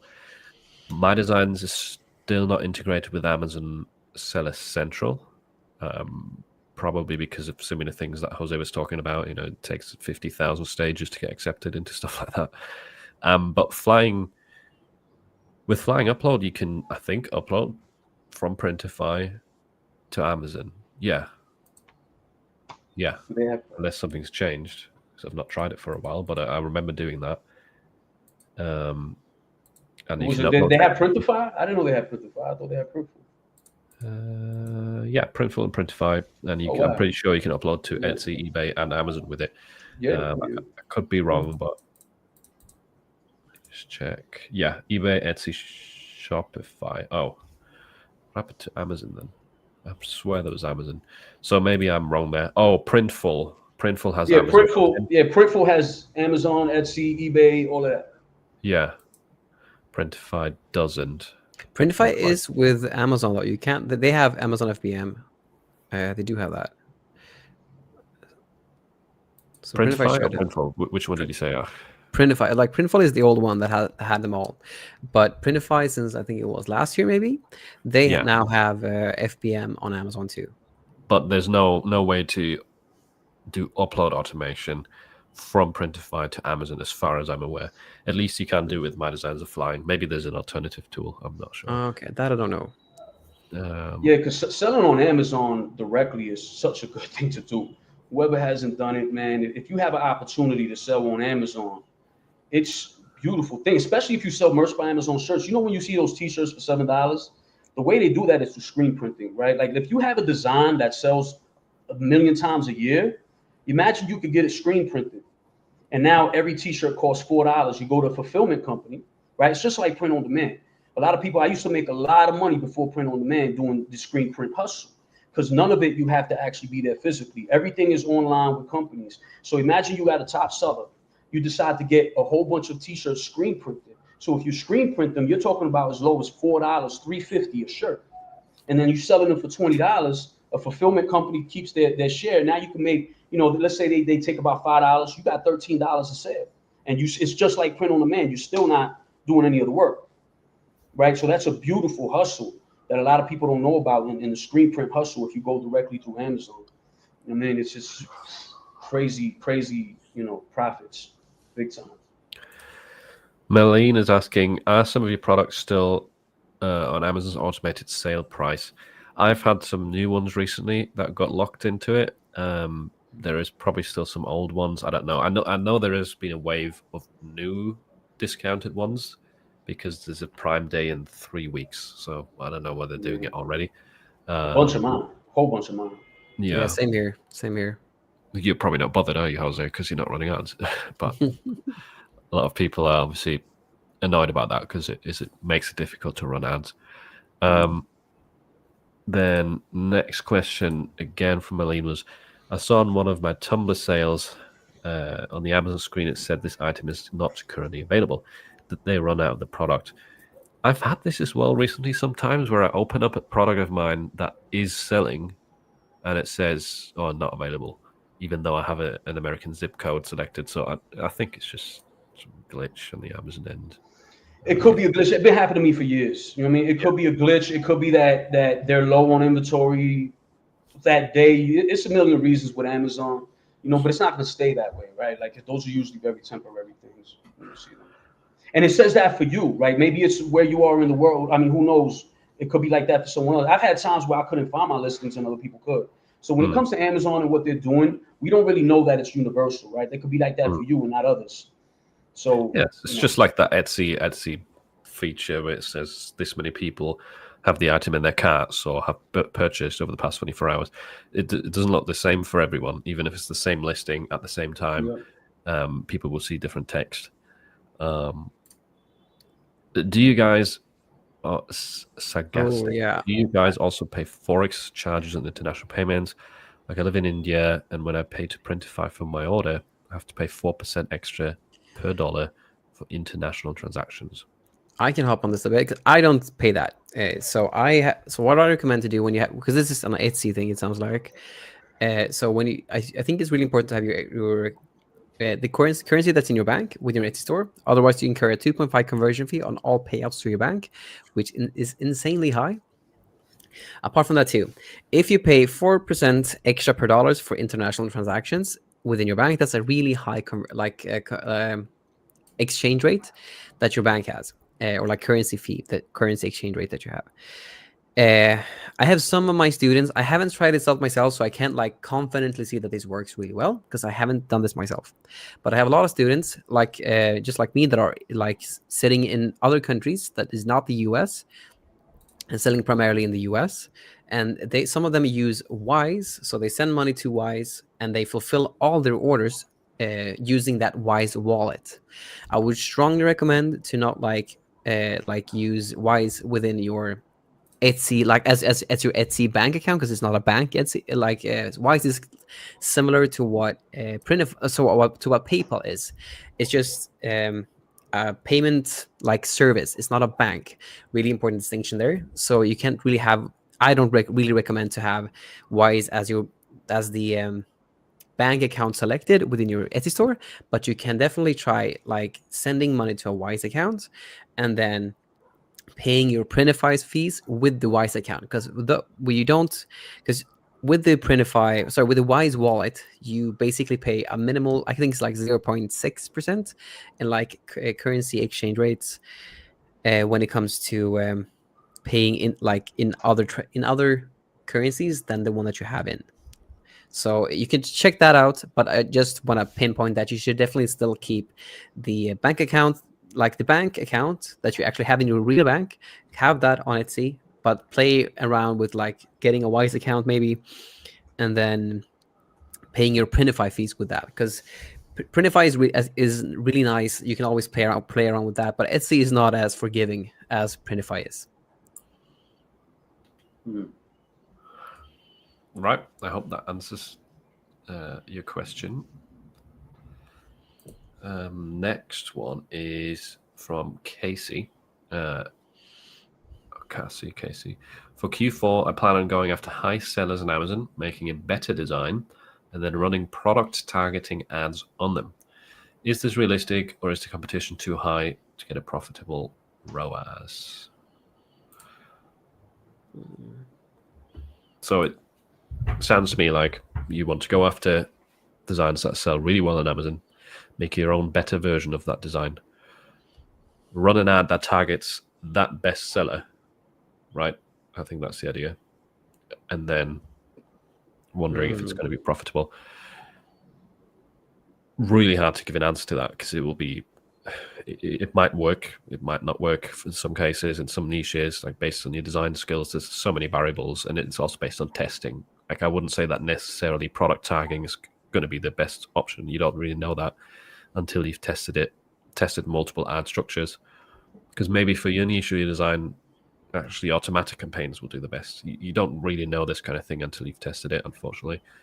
I don't do ads, but that seems like something that you would have to practice and get better at over time, the strategy like that. Yeah. Generally, you could do well with this if you have patience and you're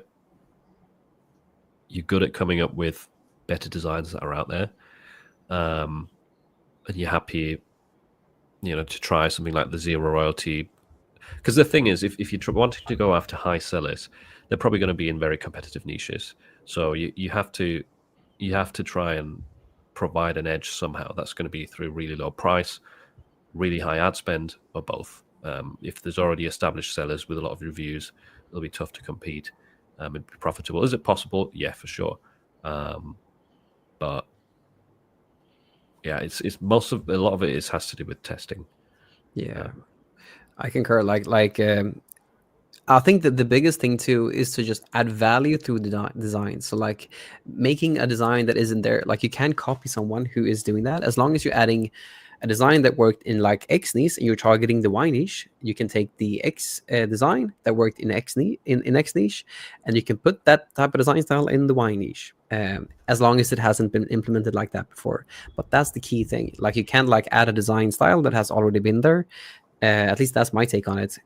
As long as you're adding value through the design, plus then implementing some of the strategies that all of us are talking about, I think that's the winning formula. And then all in all, you just have to test stuff like Philip was really pressing on. Yeah, I think that's a good point. I would, within your question, I think the one way you're making this more difficult for yourself is saying you're going after a high seller and then making a better design. It might, maybe I'm just understanding it wrong, but I would do it where I look at a high selling niche, a niche that has really high potential, and I look for a completely new angle into that niche. So you're not trying to improve an existing design. You think what hasn't been done in this niche yet, what could work really well, or what has been working really well in other niches, and then you apply that to that high demand niche. And if you test it with lower pricing with ads and it converts well, then it has potential to turn into profitable ROAS with ads. Because then you're going after the keyword that brings up those high sellers, right? Yeah. And you just want to come up in the same search results and try to be next to them, so it doesn't, and plus I strongly believe now more than ever that the more your design looks like someone else's, the least likely Amazon will show it. It's not impossible, but I do believe that because of the ideogram thing that's been happening, and I've seen this, like I one of the things that I do a lot is analyze search results. Like that's probably what I do more than anything. And this is, that's another little cheat code that when you have a visual of what kinds of things sell, you tend to create the kinds of things that sell. But now the more you look like someone else, I've seen with my own eyes, I thought that there'll be things, they'll bury some stuff in page 3 because it looks exactly like something on page 1.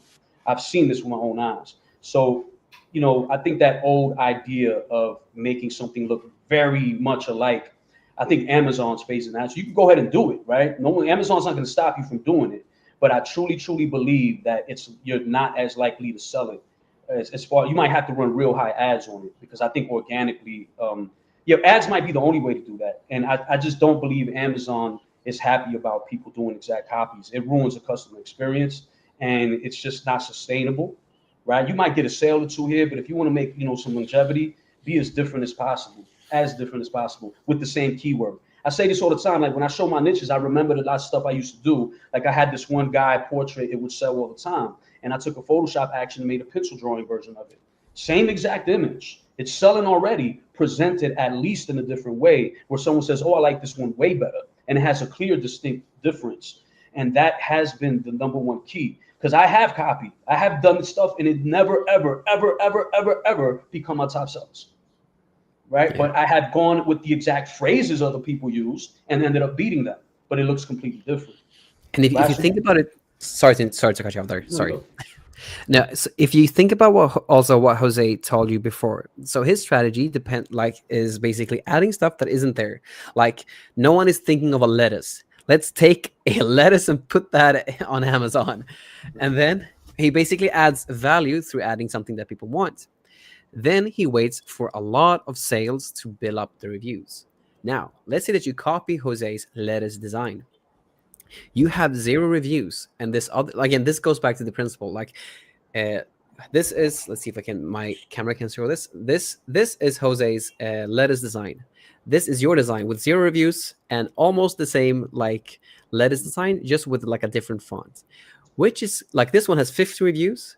And it's like at $16.99 or like $19.99 or like $21.99. Who cares? It still has 50 reviews. This one is like at 13.38 and has just 0 reviews. What's the likelihood that someone will actually want to buy yours that has no proven record of like selling well, or that they will actually like get the thing that they actually want, which is the shirts. Whereas this one has even photo reviews. You can see people wearing the shirt. It has 50 like reviews. You can also see some bad reviews, which also gives you a good sense that this is not fake by any means, because there's also some bad reviews. Which one will you choose? This one has a $10 more price, but the likelihood of you actually achieving what you want is so much higher, so you pay this one that has a lot more reviews. So you can't compete, just like Jose says, like you can't compete by copying anyone. All you can do is add value, and then once you want to copy someone, it's because they have so much traction that you want to get the results, but you can't get the results without adding value, just like they did from the get. So that's really what I wanted to highlight, because it goes in line so much with what he said at the beginning of this whole live stream too, that you have to add value in order to make this whole thing work. And people wonder why, I'm so comfortable showing off my listings, because I know that. Copy all you want. You're not knocking my listings off.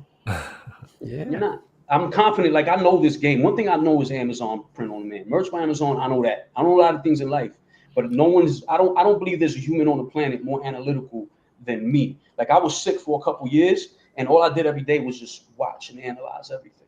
I'm like, oh, once you know the game, and once you know how Amazon puts things on that page, and you can over and over every day, oh, look at the search results. Why is it that Amazon always shows this design, but I can go over here and see 1 million copies of it? They don't put 1 million copies of that design on page 1. There's only one. So you could copy my designs all you want to. You're not knocking me off the front page. You're not. Because you came in way after, and Amazon's algorithm at this point, it knows everything. It knows every trick, and it knows what's valuable, and it knows what's not. And it knows that you're making a knockoff. I do want to add, like, I got this from Mr. Beast, and he said this really wonderfully. He said, if you can just swap out the word algorithm with the word people, you get a much better sense of how the market actually works. So the people actually want to buy your listing more because it has proven track record, and people don't want to buy another listing that has the exact same design for a lower price because it doesn't have the proven track record. It's the people that chooses, and the algorithm just supports their buying decision. That's my take on it, at least. Yeah, 100%. And I agree with Jose that he's not going to get knocked off the first page unless perhaps his design is priced really high, and then it loses momentum against copies that are priced really low. But that's not what Jose does, so you're not really going to win that game. So the only way would be... No, I'm not going to say it. The only way would be...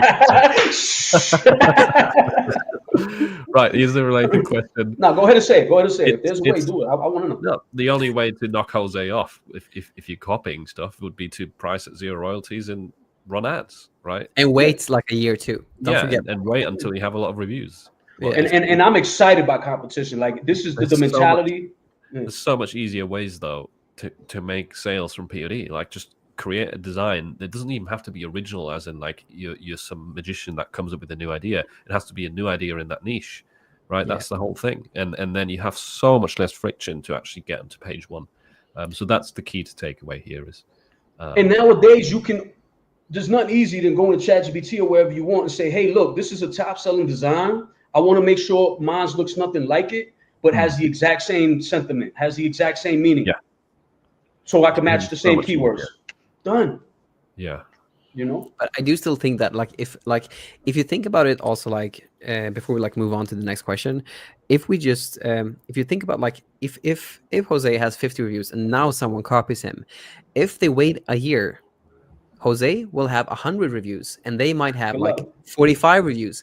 You will never catch at a specific point. You will never ever catch up, even if he has a shirt at $24.99, just because the likelihood of them actually getting the shirt that they actually want from Amazon is so much higher. So they might be able to be somewhere up there, but the reviews count will still pile up because you also have to think about when people buy stuff at a higher price, it's generally it's easier people to deal with than people that buy stuff at $14.99. Because if you've ever sold cheap stuff to anyone, when I did you can probably relate to this, Jose. When I did some mixes for some people, for some artists, I charged half off, and I literally put my everything into it. I referenced Gravity by John Mayer. I really got it to a T to be like that, and it sounded so good. Mixing is a subjective thing, which but it was really, really good. It worked really, really well. I had a friend who's a mixing and mastering engineer. That's what he does every single day. Look at it, it sounded really great. Send it off to the client. He thought it was trash, which can be okay. But then he has another mixer also mixes it, and it's way off balance. It sounds more like you get the kick with just it sounds way off balance overall. But he paid so much more for it, which also showed me that, okay, because again, I had the same experience. Like I did a really bad mix, a really fast mix for someone. It was one of my personally worst mixes that I've ever done for a client, and he loved it. But I charged double from the first one. So the way how much someone pays for something also changes the perception of it. So if Jose, for instance, have 50 reviews and then someone starts to copy him, he changes the price to $21.99. Then you will still get more good reviews because you only get those types of people that actually purchase it. Whereas if you charge it at $13.38, you always get the bottom feeder type of customers that are really nitpicky about every single cent. So I still think at a certain specific point, there's no way you can ever catch up to him, just because he added value and then he changed the price. And then once you are even close to it, he will have been gone off the races. That's my take on it. Now, I wonder, Andreas, how much of your mentality is coming from the Alex Hormozy school of doing things? Some of it comes from there, but a lot the main thing comes from experience, working with customers, especially the mixing customers. I learned that, okay, if I charge half the price and I make the absolute best mix that I've ever done, this really dependent on me. I can have him feel like this is the worst mix ever. Then I can do the worst mix ever, charge double the price, and that's a great mix for someone. So that's where I learned that pricing also changes perception, even if it's the exact same product. So a lot of it comes from that, but Hormozy stuff has always confirmed it. So I've just implemented a lot of his things. One rule that I implement a lot now is the 70-20-10 rule. You focus 70% on what works, 20% on what works adjacently, and 10% on new stuff. But the good part is that once I implement stuff, because I don't think anything off the bat, I hear something, I implement it, and I validate if it works right away. And the good thing is that the rate that it actually works is just it always kind of works. It's not every single time, but most times it actually works, which is why I like Hormozy. But So Hormozy, he talks a lot about bundling, making the perceived value, right? Whatever you got to do to make the sale. You can't really apply Hormozy to merch by Amazon, but you could apply it to Etsy, right? You can do Etsy, all the stuff that he talks about. You pick, what would you do? Pick the most high quality t-shirt for your brand, right? To give the value of it. How much do you do on Etsy from the things that he talks about and how to make money? I do a lot of there. So it's basically how I think about Etsy. So for instance, in our mentorship, we have these listing image template mockups. And when it comes to making a video, for instance, on Etsy, there's so many misconceptions that you can just make a slideshow of all of the different images in your listing, which doesn't make sense at all. Because the purpose, again, this comes specifically from Hormozy. The purpose of a video when it comes to apparel and e-commerce is to increase the perceived likelihood of achievement. Now, what does that mean, actually?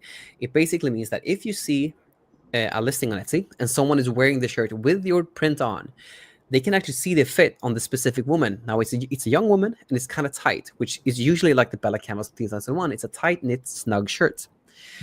And that gives you a sense on how the actual fit is. And that is the purpose of a video. Seeing slideshow images doesn't make sense at all, which is really common on Etsy. But giving the customer a sense on how the fit is really important. And as an example, I purchased a bag on Amazon for my girlfriend, 2 years ago. And then when I saw a video on a person actually carrying the bag, I got a sense on how big it is. And seeing how big a bag actually is kind of hard to see with just images. But seeing it on a person that is I don't know, 165 centimeters gives me a sense on how big the actual how big the actual bag is. So a lot of the way that he thinks. So, but based on what you just said specifically, does this mean this would have to be a real life video for people to see the real product, right? But you can still automate with Placeit. Yeah, but so you're saying using a mock-up video? I'm saying on Placeit as an example, you have these video mockups where you can just put the design on people, and then they have this this shirt that they wear, and then that they move around in. But you can I've seen them. So I'm wondering, like, does that represent what it really looks like? Like, will a customer look at that video and then what they get in real life is the same thing, even if it was a mock-up? Yep. As long as you, as the seller, are as long as you know the product. Like, for instance, the Bella 3001 is commonly quite a thin shirt, so it's kind of almost. Some people feel that it's almost see-through. Apart from that, it's quite snug. So, like, some people that are a bit bigger, or like a bit more curvy, they might feel that it's a bit too snug. So, if you display it on a person where it's actually like a small, like a quite thin person, it's quite snug, and you know that from the get, then it makes then you can still display that within the placed markup, as long as you know that from the get. Like, you can't take a comfort color shirt and represent it as a Bella shirt, because those are completely different. So the place it has that specific model, right? So you can't replace this with AI video.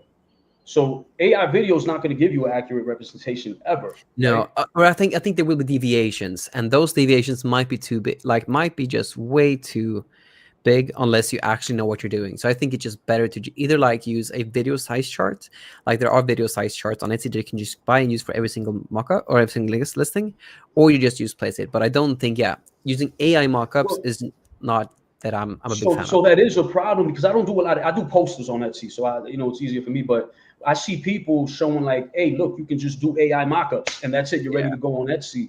But that's still not an accurate representation of the shirt if it's AI. So that's not really a solution then. AI mockup. And when it comes to the mockups themselves, so like most of my students have and me myself have between a 5 to 6% conversion rate, which I know is not typical on Etsy. But the reason for that, one of the main reasons for that, are because of the actual mockups used. Like, you have to be so thorough about which mockups you actually choose. Like, I usually, like, when I choose my mockups, if I choose them from scratch, I spend a day just finding the mockups to use within the listings, and how to find those it's kind of an easy process. Like, if you see that if you find 3 different best-selling listings from 3 different shops in 3 wildly different niches, but they all use the same markup, that gives you a good indication that specific markup is working really well. And it has to be the thumbnail itself. You need to find 8 to 9 of these and use all of those specifically within your listings. But that has to be like it's a quite a minute process. You can use an agent for this if you know how to program it. You have to be that thorough for the mockups, because that is what determines if you actually have a good conversion rate or not. Mainly the mockups used, and all of them have to be proven. But if you do it like that, it's so easy to just bump up the conversion rate.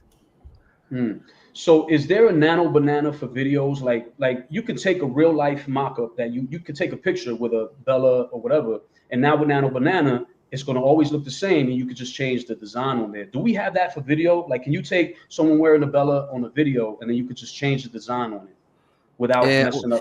You can do that on Placeit, but the problem with Placeit, again, have you ever used Placeit before? Yeah, I've used it a lot, but not anymore.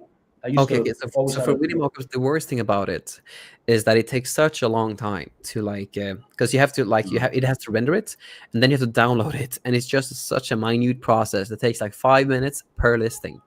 And if you do this in bulk, it takes a long time. I doubt that there's a video one that can do the things Nano Banana can, right? Because usually image is quite a bit ahead of the quality of video. Yeah, I would say. But it's probably coming in a year or so, right? I would imagine. Probably. Anyway, let's move on to some more questions, because there's a ton. So we'll try and get through a few more of these, and then we'll wrap it up, because we're coming up to 2 hours. But next one is from Van Regan. What's up with Amazon merch not tiering people up for ages? I'm stuck in hell of tier 10 with 217 sales, sold 15 out of 20 designs in my 10 sales slots by rotation, everywhere except Japan. Still no tier up. So first of all, I have heard of people getting tiered up still, so it's not that they're not tiering up anyone, but yeah, I mean, with your stats, I have no idea why you're not tiered up yet. That's ridiculous. Do you have any thoughts on that, Jose? Because I know you think about this stuff. 100%. If they're not tearing up, they're not ready to. They're still working on other things behind the scenes. And I'm not saying I know everything, but this comes from 8 years of being analytical. Amazon, they're always working on something. This program is always working on something. A few people got tiered up. this is my theory, is that Amazon, remember, they're making money off of ads, and that's their focus. So the Merch by Amazon program is a way to get us to pay for ads. It's just an extra source of income for them. So they 100% have to and will get back to the normal tier up system. When that happens, we don't know, right? They're always going to throw us a bone. Like if you look at the coffee mug thing, hey, we got coffee mugs. No, we don't. Right. But they're like, hey, look, we're doing something for you to keep people wanting to come in. Amazon needs us to want to come in. So at some point, they have no choice but to start tearing up people like crazy. The minute people start getting tired of waiting, Amazon's going to be like, now's the time, just to keep you from leaving. Right. They need us. Yeah, actually, this is kind of strange, because if ads is a massive driver for them of revenue or profit, they're making less people, or more people are going to stop using ads as much because of them doing all the Prime deals, right? That's cutting into people's profits, so people are going to slow down their budgets. So for Amazon, one way to solve that is to tier more people up, to give them access to ads. So why are they stopping tier ups, and they're making it harder to use ads at the same time? Like, to them, it logically makes no sense. But overall, maximize profit. So don't you think that is like, because I've always just had the feeling that where they're now is that they're reinventing a lot of stuff. They're taking the portfolio that they have with all their sellers, and I think they're like finding a way to use personalized designs. I just feel that as a company, they've always been inventive. Again, don't forget that they act like Amazon themselves invented reviews on products. That's what they did. No one, it's easy to forget, but they were the ones that actually invented having reviews on products. It wasn't invented before them. And I think they're just in that phase now with Merch by Amazon, where they're trying to probably like, because I think you, Philip, found like a job posting, right, where they were wanting to find someone who could find a way to implement personalization with this, right? Yeah. I didn't find that, by the way. It was someone in my group.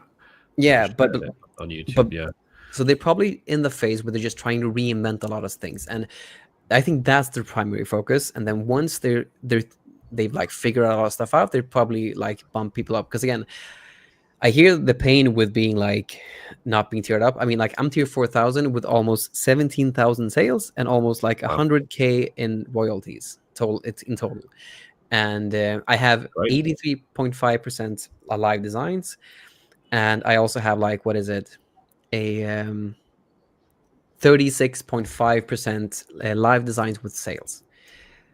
Which so all stats are quite good. I also have a previous student who's like tier 10, but he has like 500 sales now, I think. I also think he's in the merch mastermind now. But either way, I just think they're just in a period where they're just reinventing stuff. And then once that's through, they probably fix that stuff. It's just probably not at the top priority, right? Yeah.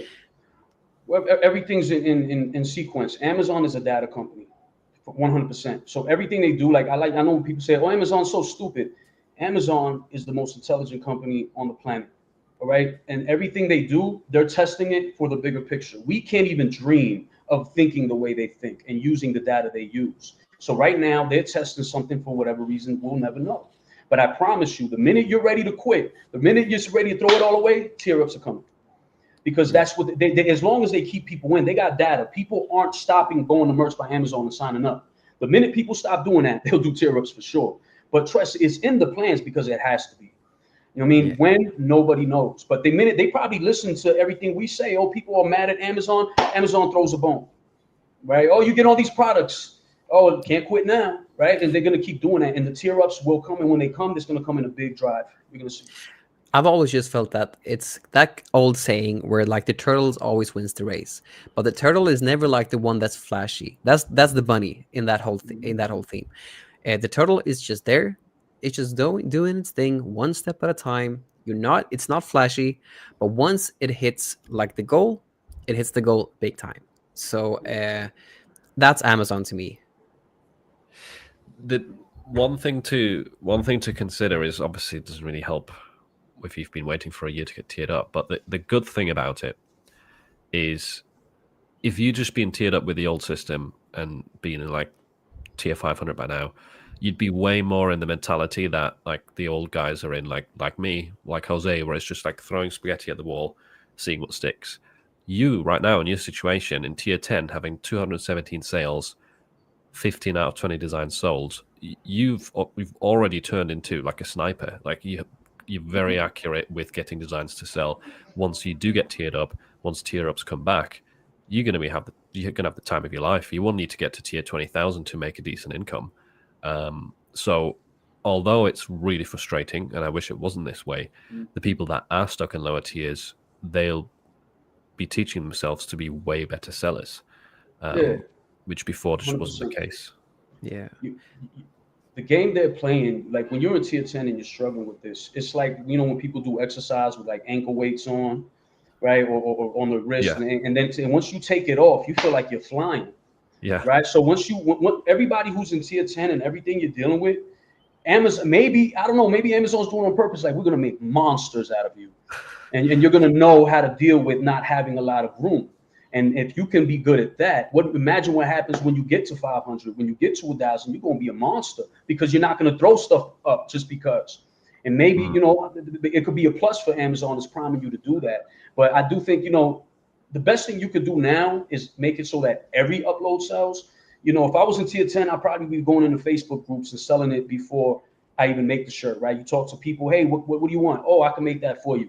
And then before you, that's a whole nother concept is you sell before creating the shirt, right? You can go into any group and say, I make t-shirts. Be so honest. Listen, I make t-shirts. I want to make shirts people actually care about. I want it to emotionally mean something to you. Can you please help me? You go to an axolotl group and people who love axolotls and you want to beat everyone on Amazon, go make friends with them. Say, listen, don't try to sell them nothing. Never at no point do you say, I want to sell something. Don't use the word sale. Get it out of your vocabulary. Say, I make t-shirts and I want to make something that you guys would love. Help me, please.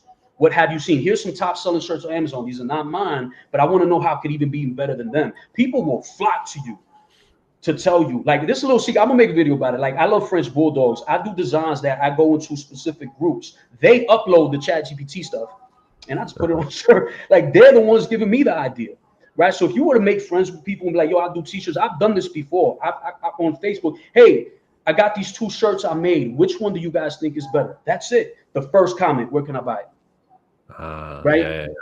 You I think never sell. That's the key to that strategy. It's doing it in a way that's not salesy. Yeah. I think that's what most people would struggle with. So if you made a video explaining that, I think I should now because I've done it. And all you got to remember is literally in your mind, you say, these people will never be my customer. They're going to be my friends. That's how you got to approach it. And then you get information from them. And as you're building, oh, is this what you want? Is this what you want? Oh, you want to change? Okay. It's no question about it. 100% of the time, they're going to say, I want to buy it now. Every time. They're not going to look at you building what they like and not want to buy it. You know what I'm saying? So if you're in tier 10, I think the best thing you could do, just as an experiment, make it so every single upload sells. And not just one time, not someone bought it, right? You made it for a group of people and maybe more than one. And imagine if every upload you have, all of them are selling. If that don't work, then Amazon's playing real games. I mean, but that's, you know, it's practicing like that. And then you get out of tier 10, this going to be your world, because most people like me came up with do whatever you can upload. Yeah. And don't forget that if it's slow, like I told this again to one of my students too, like the Amazon game is a long-term game. You have to wait so much because you're playing on their terms, because you can't just upload your stuff like you can do on Etsy. So if it's like that, focus on Etsy for the time being. And once they have figured their stuff out, do Amazon too. But Etsy is a great way to make an income nowadays. And then you can also, like, once they figure their stuff out, you can always refocus on Amazon. Yeah. And Etsy doesn't limit you. Like, you could get on Etsy today and get up there if you wanted to. You know, I think it's a higher cost, but that's the thing about the Amazon tier system. I wouldn't be stuck on Amazon if I was on tier 10 at all. You know, there's so much time you're doing. You're learning how to sell t-shirts. You're a beast. If you're in tier 10 and you got 500 sales, you're a beast already. Take that talent and go make some money in other places. You got a talent of making shirts people want to buy.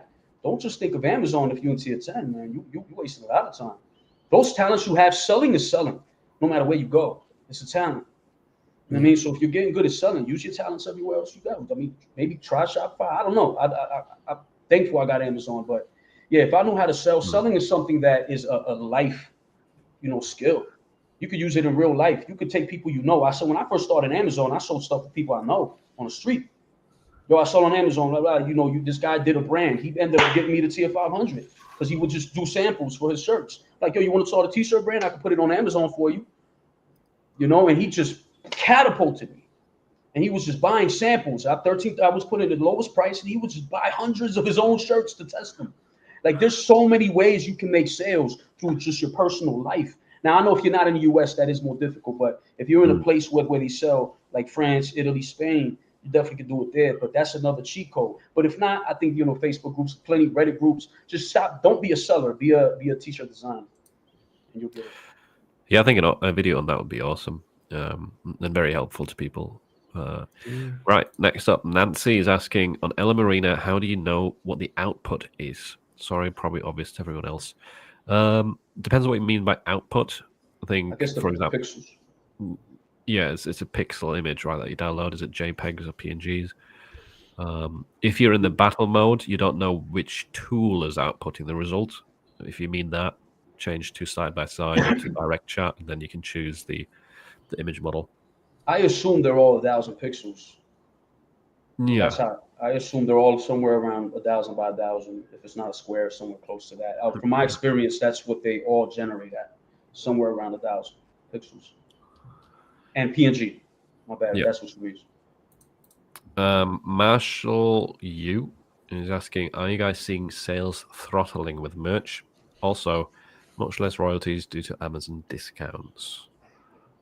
In terms of sales numbers, I'm having a fantastic time at the moment. So everyone's going to have a different experience. You'll always have some people that saying their sales have dropped and they feel throttled, and then you'll have a different crowd saying their sales have gone up recently. That's just Well, that's how throttling would work, though. Like I'm a you know, I can't prove this, but I'm a believer that throttling is the only way that we all make sales, right? If there's every single day, Amazon probably has an extra million T-shirts for all we know by the day.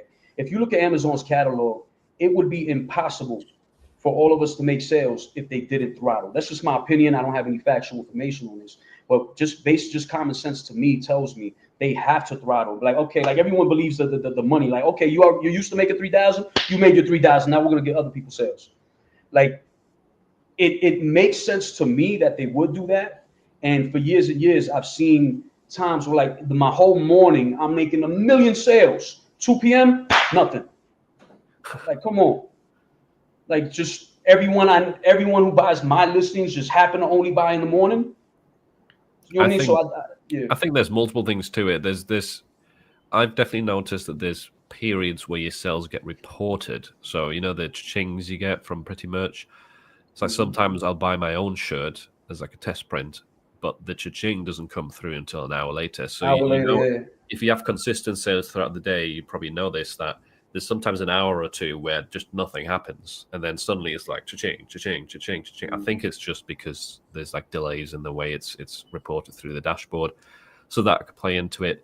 I don't think that anyone is throttled in the sense of like, hey, let's cap this account at 20 sales a day and it can't go past that. I think that's something where maybe your strategy, you keep doing the same thing and it's not really working for you and you don't get past it. And it can feel like a throttle. But one thing to try out is just drop all your prices, especially like what we said earlier, especially old listings that haven't sold or that have stopped selling. And you'll quickly notice probably a change at least in the amount of product selling. Yeah, and I also just wanted to add to that too, and just say that like some like I price my stuff very high, so I price my stuff at like $7 royalties for most products, and then but like my royalties now generally are like a lot higher than it was last year, because I make over 1,000 sales a month now, starting when they started doing these sales, but I'm making around 4 to 5K in royalties. With like what's the ad cost of that? Usually have a 15 to 16% ACOS on that. So That's awesome. Yeah, so I usually make somewhere, I think it's usually like 2,500, somewhere around there, to 3K in profit every single month. And I really just had a major uploads like streak at the beginning of the year when I tried a lot of AI designs, and that's when I really hit the AI bug, and that came into me at the beginning of the year. Yeah. So I don't think anyone, at least I don't believe anyone's throttled. In my own like perception, I've always felt that if I have that kind of Someone's like got sirens. We've got sirens. My bad. They're just quite loud. My bad. in my My own, bad. My bad. That's fine. no worries. In my own experience, I've always felt that if I tell myself that, it's always been some kind of way to escape or like redirect me from where the actual issue is. That's been my experience with it. The POD police. They're coming for all the copycats. My goodness. They Um, come there with their anchovies and like but- sardine shirts, ready to go. Okay, I think I'm good now, right? yeah. Yeah. And this is why I love doing these live streams as well and podcasts, because it, again, what Andreas just said shows it's like this different approaches. It can all work. He's pricing really high, clearly, and it's working for him. Jose's doing the opposite. He's not using ads, and it's working for him. The thing is, you have to find a strategy that works well for you. No one can tell you without knowing you and your catalog what will actually work. We can all just share what's worked for us. Righty, still so many questions. What are the biggest gaming niches for Q4? Gaming I don't niches. really Those know are like what you mean close by to gaming niches. close to trademark and copyright though, so be careful with those.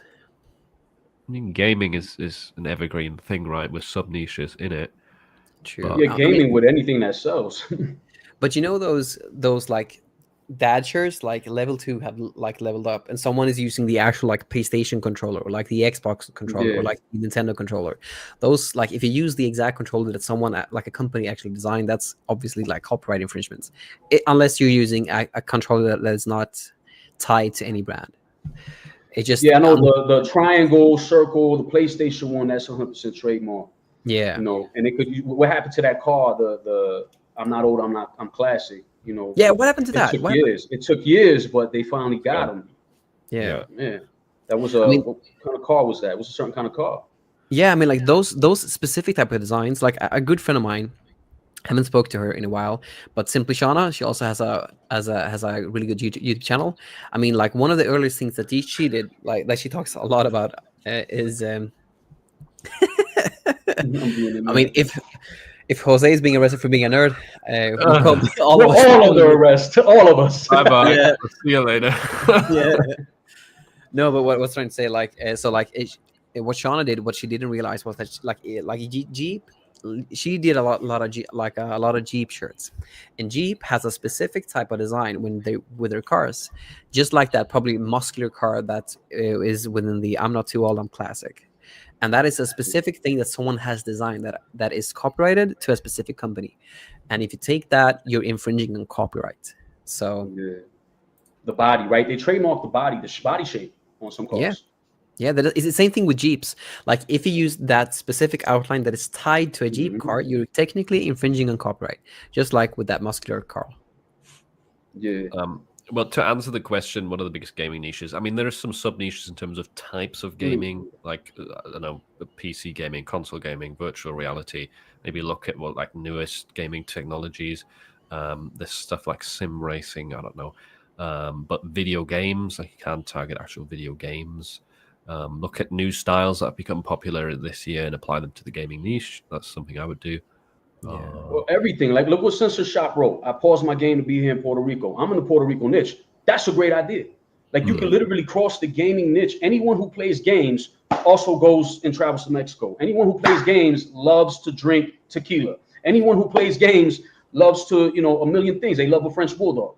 So just take the top sellers that doesn't have a gaming version of it. Very universal hobby, isn't it? That you could cross. Yeah, FKAWF. I'm gaming, right? That's going to work. And one thing though is that I seen like in the dad niche just this morning was like that the pixelated kind of vibe to a line art design worked really well. You can apply that within the gaming niche, and because the relevance is so high, like that type of style would probably work really well within the gaming niche, just because it's pixelated and is really gaming-esque. But I also want to say, like, just doing this call when it comes to the throttle stuff, I received one order for 22 shirts on Amazon on this specific call. So I don't think like I don't think it's throttling. I don't believe in that stuff usually myself. Yeah. I got 42 the other day in one order. Oh, Nuts. damn. And again, it was just repricing an old shirt that I never sold.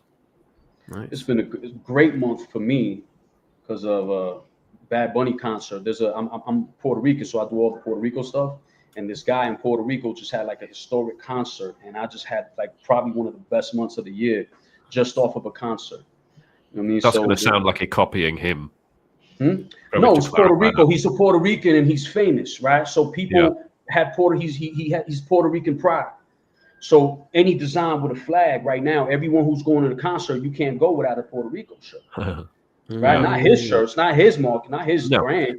I get it. I get it. Of course, because I'm selling in Puerto Rico as well. But people are going to hear that and what are you copying his brand? Like Taylor Swift is selling shirts on Amazon, right? It's good that you highlighted because it's good that you highlighted because that's not what Jose is doing. Because you have the I think I saw in your video too. You have the Puerto Rico flag, right? That's what you have in a specific type of way. 1,000 ways. Yeah. 1,000 ways. It's my niche. Like I tell people, I could make a best-selling design right now if I want to. Like when you know a niche that well, it's just that's the beautiful part. Like if merch stops working, I always got my niche. It's never gonna fail me. I got just like designs right now that it's so weird that I don't make them. Right? As everything happened, I'm like, oh, I gotta make this, make that, make that. That would probably make more money than all the other niches. But something about it, because I do it so much, I don't know why I don't focus on only Puerto Rico. I probably should. You know what I mean? But it's just something. I guess it's more fun to do more things. But yeah, Puerto Rico niches is something that a lot of people don't realize is, it's been my bread and butter. If I didn't know Puerto Rico niche, I don't think I would be as successful in merch. So that's another thing I should probably say more often. It's because I know it so well. And then, French Bulldog, I had a French Bulldog that I owned, and I made t-shirts left and right that nobody else made to sell because of my experience with my French Bulldog. And I just, I think people need to think about that more. I got something that I sold in the axolotl niche because I got it from a person who does axolotls. You know what I mean? And I go to the source. Going to the source of any niche is going to always give you something that nobody else knows about, right? That's just always like, I don't care how crowded you think a niche is. I promise you, there's at least 100 more ideas that will be top sellers in that niche if someone were to bring it to the table. So that's another thing people should try to do. And what my analytical mind is telling me here is that what you actually put in that niche is highly relevant to the niche just because you know the niche really well. Mm-hmm. And I think that's the missing piece that a lot of people do, because you have to have stuff that hasn't been implemented in niches before, but they also have to be the elements that you actually use in your design have to be really relevant for the niche itself. And I think if you know the niche just like you do within the Puerto Rico niche, it's so easy to make relevant decisions that works within the niche. Yeah, and especially, and one mistake, just to play on this real quick, a big mistake people make with AI is not checking the elements to make sure they're accurate. One of the biggest loser of sales is you got this amazing design and there's something in it that looks nothing like it does in real life. When people got a shirt with a lot of elements, they're looking at that. That's the fun part. Look, it got this, it got that. They're pointing at the shirt and excited about the things that are on it. So if you're using AI, you're wasting so much time because you don't even realize, like a lot of people do Puerto Rico designs, they don't know the flag is off. And it'll be a cool idea. And if you don't sell that, thank you. I'm going to take it from you and make the flag right and take your sales. So if you're going to come up with a good idea, make sure the elements look right. Do a little bit of research because people are wondering why stuff doesn't sell sometimes. But my bad, I digress. Some of the first niches I started selling in back when I started on Amazon were niches that were essentially just interests of family members and friends. It's just like ask them or speak to them or be engaged in what they're interested in, and you can figure out a lot of stuff that doesn't exist on Amazon yet. Like going back to the point of don't just look on Amazon and copy what's there. Figure out a unique way to appeal to the people that actually buy the shirts. There's another quick one right here off topic that I think we should answer. Would you join the content of immense curiosity? Tell me where your accent is from. Well, I'm originally from New Jersey, but I spent a lot of time in New York. So between those two things, New York City and New Jersey right next to it. So that's most of it. Yeah. I mean, I've lived everywhere, all kinds of places. East Coast, really. East Coast, USA, you could say. Very distinct accent, for sure. Yeah.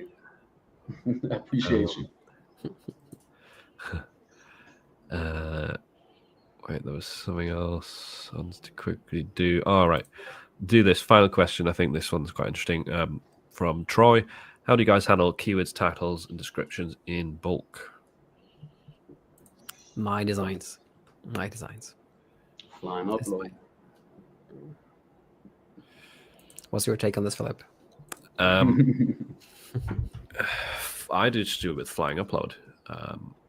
I usually don't use their AI because there's a difference between mine and Jose's method. Jose's talking about using the AI that's built into flying upload. I usually batch things in within a niche and make one listing, optimize one listing, copy it across to the others, and then just adjust the title. Or you can use your file name as the title and brand name. That's another method. The flying upload AI is good, but it's been having some bugs for me. So yeah, it can be buggy. Like if you're talking about bulk, Troy, if you really do things in bulk, then I think you should 100% at least try the flying upload. And just to let you know, I don't get paid for saying this. Like I have no affiliation with them, and I truly believe that I couldn't survive without it. Right. And when it comes to the keywords, if you do everything in a similar niche, you could give keywords to the AI. Right. So you can still make sure you got your own keywords, put it on the there for all the listings, and it'll incorporate that keyword in different ways for each title, each brand. So you get fresh, listings with the keywords you want to be in there. And it can be slightly pricey, but it's 100% worth it. Like if I lost flying upload today, I would cry. I cannot survive without it. And I spoke to another guy who was in the 200,000 tier. When he saw what I did, he said, "Thank you. Like this really helps." You know what I mean? And it's true. If you're doing things in bulk, I strongly recommend using your own keywords with AI Vision listing. It'll look at the T-shirt and look at your keywords, and it'll make all the listings in bulk for you. And I personally use auto translate because it costs a lot more money if you want to do it in each language. So I personally just use auto translate and just do it in English. And all my credits, I do about 500 at a time, which is the limit on flying upload. And I set up my uploads for the week that way, right? So I get about at 5,000 uploads a day. That's about 70 designs a day. So that's about 4,900 designs. So I will, 490. Yeah. So I'll do all my on a Sunday, I'll get all my uploads for the week. And then I get all those zip files, and every day in the morning, I put it to upload. And that way, every single day I'm uploading. And you could get a VA to do it also. Moraine is asking why flying upload can make a listing as well. It's just a personal preference thing. Like I've always done it without AI. I find it quicker because I don't have to upload designs and wait for them to upload, then wait for the AI to make the listing and then download, and then check if there's any mistakes with the AI. So I find it quicker to sometimes just do things in batch so I can reuse the same listing or just reuse the file name and do it within the local app. But yeah, so it's our personal preference. And if anybody's using a VA, that's where flying upload shines as well, because they can make the zip file. They don't have to touch your account. So they can make everything for you and then just give you the zip file where you upload it in your own home. So there's no risk. And so if you're VA based and you use VAs, flying upload is so good. Why have I never thought about that? Yeah, I'm about to start doing it right now. I said, yo, wait a minute. I could tell VA how to do this, and I'll still pick the designs, right? So I get a Dropbox account. I get all my designs. I don't want my VA choosing my designs, but the hard work comes in preparing them and getting the upload ready. So I just make a Dropbox. The VA has the Dropbox, and I just throw the designs that I want in there. Throw them all in there, and they go to town. They go to work. Yo, here's your zip files. Yeah, that's a perfect idea. Do you use a lot of keywords or less to avoid rejections? Yeah, if I want to avoid rejections, I use less. But oftentimes, if I do fill out the bullets, a lot of the keywords repeat, or you're just using the most basic primary keywords of the niche with a sentence structure that doesn't get rejected. But yeah, if you want to avoid the risk of rejections, just lower the amount of keywords. Just do title and brand name. It can get a lot of sales as well. You don't have to fill out 50,000 words. What I have been doing for a long time is using the same descriptions, like the same bullet points for a lot of things. So I work on getting one filled up keyword that I know doesn't get rejections, and then I'll just reuse that. So it's hard to do, to get, to fill everything up. But once you do it, you can reuse it over and over. Alrighty. I know there's still a bunch of questions we haven't gone through, but we could probably carry on all day and keep answering questions. So we've got to eat. If anybody wants their questions answered, email me on the YouTube. I will answer all of them. I got time. Yeah. I'm a nerd. I'm a super nerd. What's your email? Was podhardknocks@gmail.com. But I love answering emails. Anybody ever, you know what I mean? Like I still have a smaller channel, so I have more time than these big guys. And I don't like emails. I answer a lot of people on Discord. But I do a lot of email conversations. You know what I'm saying? But I found the email. There you go. I'll put it in the chat. Nice. There we go.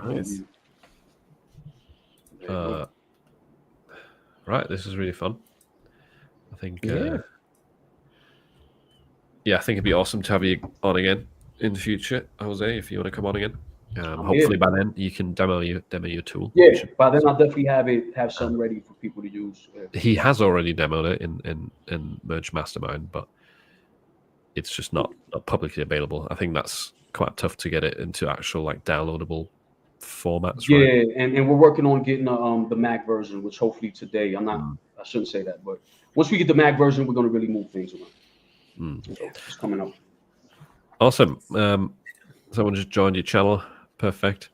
Yeah, everyone go subscribe to Jose and to Andreas. Very underrated YouTubers. And we'll see you in the next live stream in October in Q4. Yeah. I'm out. Peace out.